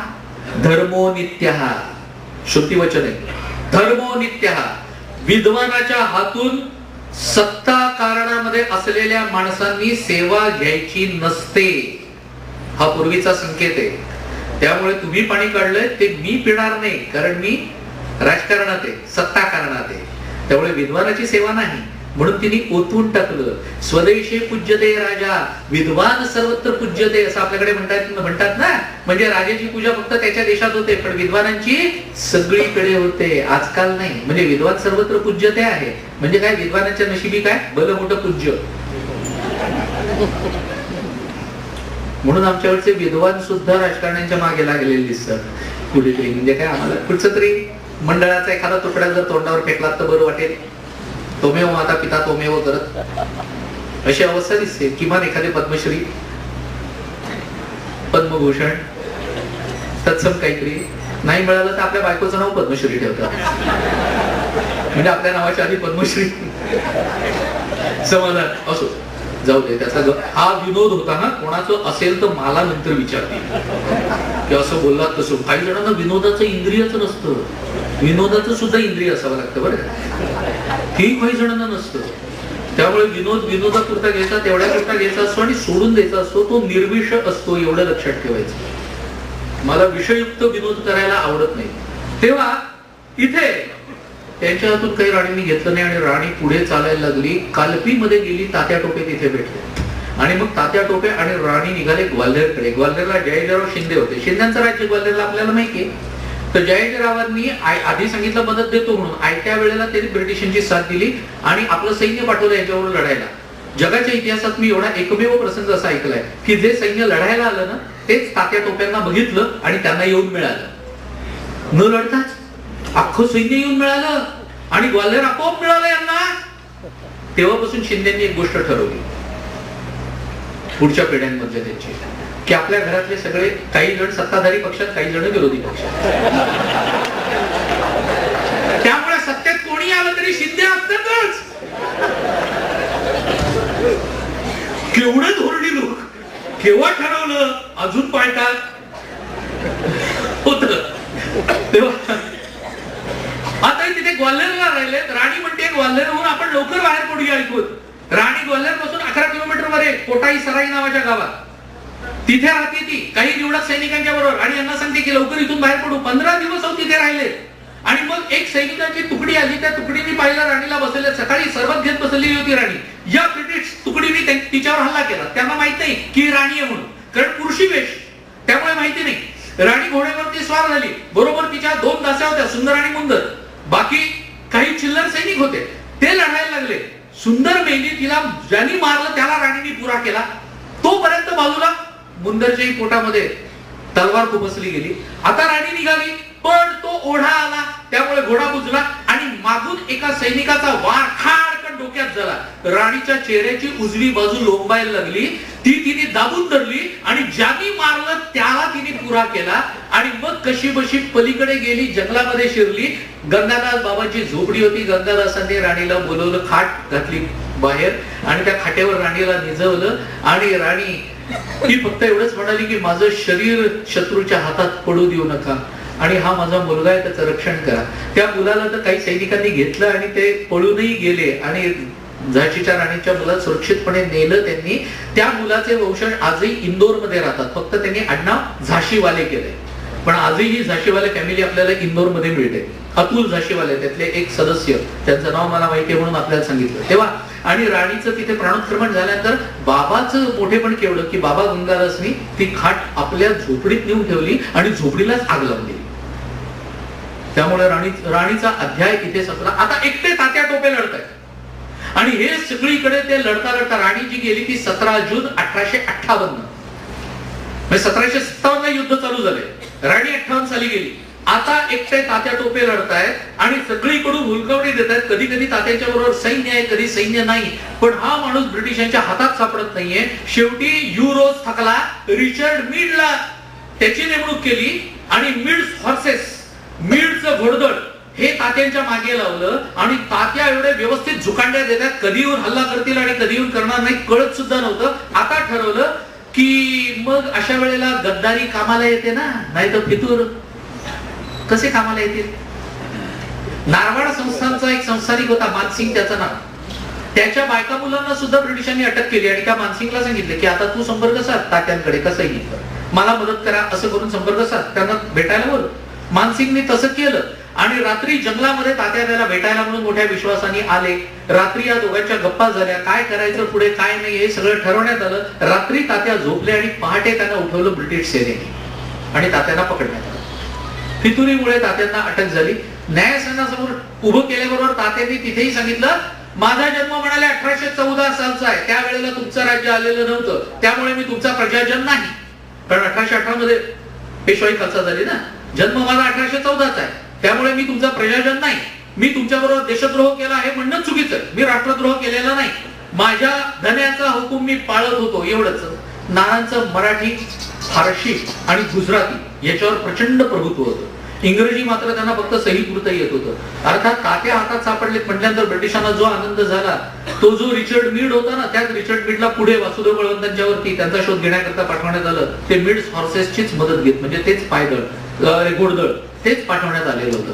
तेव्हा इथे तात्यांना मरेपर्यंत फाशीची शिक्षा ठोठावण्यात आली. त्यांना शेवटची इच्छा विचारली तेव्हा त्यांनी हे सांगितलं की हे सगळं करायला मी उद्युक्त झाले, माझ्या घरच्यांचा याच्यात काही संबंध नाही, त्यामुळे माझ्या घरच्यांना या गोष्टीचा त्रास देण्यात येऊ नये, एवढं सगळं त्यांनी तिथे सांगितलं. आणि मग ठरवलं की आता या सगळ्या हिंदुस्थानी लोकांना, काळ्या लोकांना, नेटिव्ह लोकांना जरब बसायला पाहिजे. आणि ती जरब बसण्याकरता म्हणून त्यांना जे नेलं ते शिवपुरीला, म्हणजे सिपडी ब्रिटिश म्हणायचे, शिवपुरीला मोकळ्या पटांगणामध्ये त्यांना फाशी देण्याचा बेत आखला. तिथे वधस्तंभ उभा करण्यात आला. 5000हून अधिक लोक जमले होते, त्यात ब्रिटिश जास्त होते. आणि हे सगळे बघे तात्या टोपे फासावर कसे चढतायत हे बघण्याकरता म्हणून होते. तात्यांना तिथे आणण्यात आलं. तिथे त्यांच्या हातातल्या बेड्या तोडण्यात आल्या. स्वतः तात्या चालत वधस्तंभावरती चढलेत, पाय बांधले त्यांचे. हात बांधायला माणूस आल्याबरोबर तात्यांनी सांगितलं त्याची गरज नाही. तो फास स्वतः आपल्या गळ्यामध्ये त्यांनी घालून घेतला आणि धीरोदात्तपणे 18 एप्रिल 1859 तात्या टोपे फाशी गेले. 2 तास ते शरीर ठेवल्यानंतर खाली काढण्यात आलं. अनेक इंग्रज स्त्रियांनी तात्यांची आठवण म्हणून त्यांची झुलपं कापून घेतली. ब्रिटिशांनी त्यांचा जो अंगरखा त्यांनी घातलेला होता पगड, त्यावेळी काळा अंगरखा होता, सोनेरी तारांची कलाबूत होती, तो ब्रिटिशांनी जप्त केला. तो ब्रिटिश म्युझियम मध्ये पाठवूनही देण्यात आला लंडनला. नंतर 1957 मध्ये तो आपल्या देशात परत आला. बरं, 1857च्या शताब्दीच्या निमित्ताने सरकारने मागणी केली, त्यावेळेला तो परत आला. पण तात्या टोपे अशा प्रकाराने एकूण 1857 ला सुरू झालेला हा अध्याय 1859 ला संपला. मग 1857चा उठाव पूर्णपणे अयशस्वी झाला का, अपयशी ठरला का असा प्रश्न मनात येतो. माझ्या मते पूर्णपणे अपयशी नाही ठरला. त्याचं कारण हे आहे की इंडिया कंपनीचं राज्य गेलं त्यामुळे. मग राणीचं राज्य आलं आणि राणीने जो जाहीरनामा प्रस्तुत केला त्या जाहीरनाम्यामध्ये 8वं कलम होतं, येथील लोकांचा धर्माबाबतचा अधिकार अबाधित ठेवण्यात येईल. याचाच दुसरा अर्थ लक्षात आला ना. मी जे आपल्याला सुरुवातीला कारण सांगितलं ते कारण होतं ना. याचा अर्थ राणी स्वतः लिहिते आपल्या जाहीरनाम्यात. याचाच अर्थ त्यावेळेला धर्मांतराची जबरदस्ती होत होती. म्हणजेच हे कारण सगळ्यात महत्वाचं आहे. पण हे कारण आमच्याकडे दुर्दैवाने कुठेही शिकवलं जात नाही. ही अवस्था आहे. यापासून प्रेरणा घेऊन मग पुढे वासुदेव बळवंत, कारण त्यावेळेला त्यांचं वय 12 होतं, त्यामुळे 12व्या वर्षी हा मुलगा ऐकतोय. जेव्हा मुलं अशा प्रकाराने आपल्या देशाबद्दलचं काहीतरी ऐकतात आणि त्यापासून प्रेरणा घेतात आणि आपण काहीतरी व्हावं असं समजतात, त्यावेळेला हा देश बलशाली होण्याची शक्यता सगळ्यात जास्त असते. ज्या वेळेला आमचे तरुण नुसते डान्स इंडिया डान्स, दुसरं काही आयुष्यात उरलंच नाही अशा थाटात राहतात, त्यावेळेला कठीण असतं. जसं एक इंग्रज कवी असं म्हणतो की तुमच्या देशातल्या तरुणांच्या तोंडावरती कुठच्या प्रकारची गाणी आहेत ते मला सांगा, तुमच्या देशाचं भविष्य मी तुम्हाला सांगतो. आज विचार करा आपल्या तरुणांच्या तोंडावर कुठची गाणी आहेत ती, आणि आपल्या देशाचं भविष्य हे तितकंच उज्ज्वल आहे का काय असेल याचा आपणच विचार करा. हे सगळ्यात महत्वाचं. म्हणून 1857 मध्ये हजारो लोक मारले गेले, आपलेच लोक होते ते. त्या सगळ्याचा रक्त, घाम आणि अश्रू सांडले. 1857 नंतर अनेक कालावधीच्या नंतर 1925 मध्ये असेच नानाविध जातीचे पंथाचे लोक एकवटले, नानाविध भाषा बोलणारे लोक एकवटले आणि त्यांनी मिळून असं ठरवलं की आपण एक काहीतरी उठाव करायला पाहिजे. आणि म्हणून हे विविध प्रांतातून आलेले लोक, कारण भगतसिंग कुठचा, पंजाब मधला, सुखदेव थापर त्याच ठिकाणचा, शिवराम राजगुरू आमच्याकडे पुण्याच्या जवळचा राजगुरू नगरचा, असे वेगवेगळ्या ठिकाणचे आलेले लोक, त्यातले जतींद्रदास ते तर बंगाल प्रांतामधले, या सगळ्या लोकांनी मिळून आणि या सगळ्यांच्या वरती असलेला एक चंद्रशेखर आझाद, पंडित चंद्रशेखर आझाद ज्यांना पंडितजी म्हणूनच संबोधलं जायचं, या सगळ्या लोकांनी मिळून जो उठाव केला, तो उठाव आपल्या उद्याच्या व्याख्यानामध्ये कशा प्रकाराने राजगुरूंच्या बद्दल अभिमान वाटावा असा माणूस होता. महाराष्ट्राला अभिमान वाटायला पाहिजे. मला खूप बरं वाटलं की राजगुरूंचं तिकीट गेल्या वर्षी, इतक्या उशिरा का होईना, पण गेल्या वर्षी राजगुरूंच्या नावाने टपाल तिकीट निघालं. आणि त्याचं कारण राजगुरुनगरच्या मुलांनी मला सांगितलं की सर तुमचं जे राजगुरूंचं चरित्र आहे तेच आम्ही दिल्लीला पाठवलं आणि त्याच्यामुळे राजगुरूंचा पराक्रम कळला. ते पुस्तक उद्या असेल ना इथे राजगुरूंचं माझं, कारण आज फक्त इथे नवीन पुस्तक, कारण आज ज्याचं प्रकाशन झालं म्हणून डोळे उघडा आणि मोदीच का, ही 2 पुस्तकं इथे ठेवलेली आहेत. आणि त्याशिवाय सीडीज 1857 ते स्वातंत्र्यवीर सावरकर 12 तासाचं माझं रेकॉर्डिंग 7 क्रांतिकारकांवरचं, त्या सीडीज आज इथे उपलब्ध आहेत. याच्याशिवाय अन्य पुस्तकं ठेवलेली नाहीत. ती सगळी माझी पुस्तकं उद्यापासून इथे उपलब्ध असतील. इतकंच. तुर्तास जाता जाता परत एकदा सांगतो की मोदीच का 120 रुपयाचं 100 रुपयाला मिळणार आहे आणि डोळे उघडा 180 रुपयाचं आज 130 ला मिळणार आहे. उद्यापासून 150 रुपयाला मिळेल. एवढंच. या ठिकाणी माझ्या वाणीला विराम देतो. आपण सगळे उद्या या, नुसते येऊ नका, आणखी लोकांना घेऊन या, एवढंच सांगतो.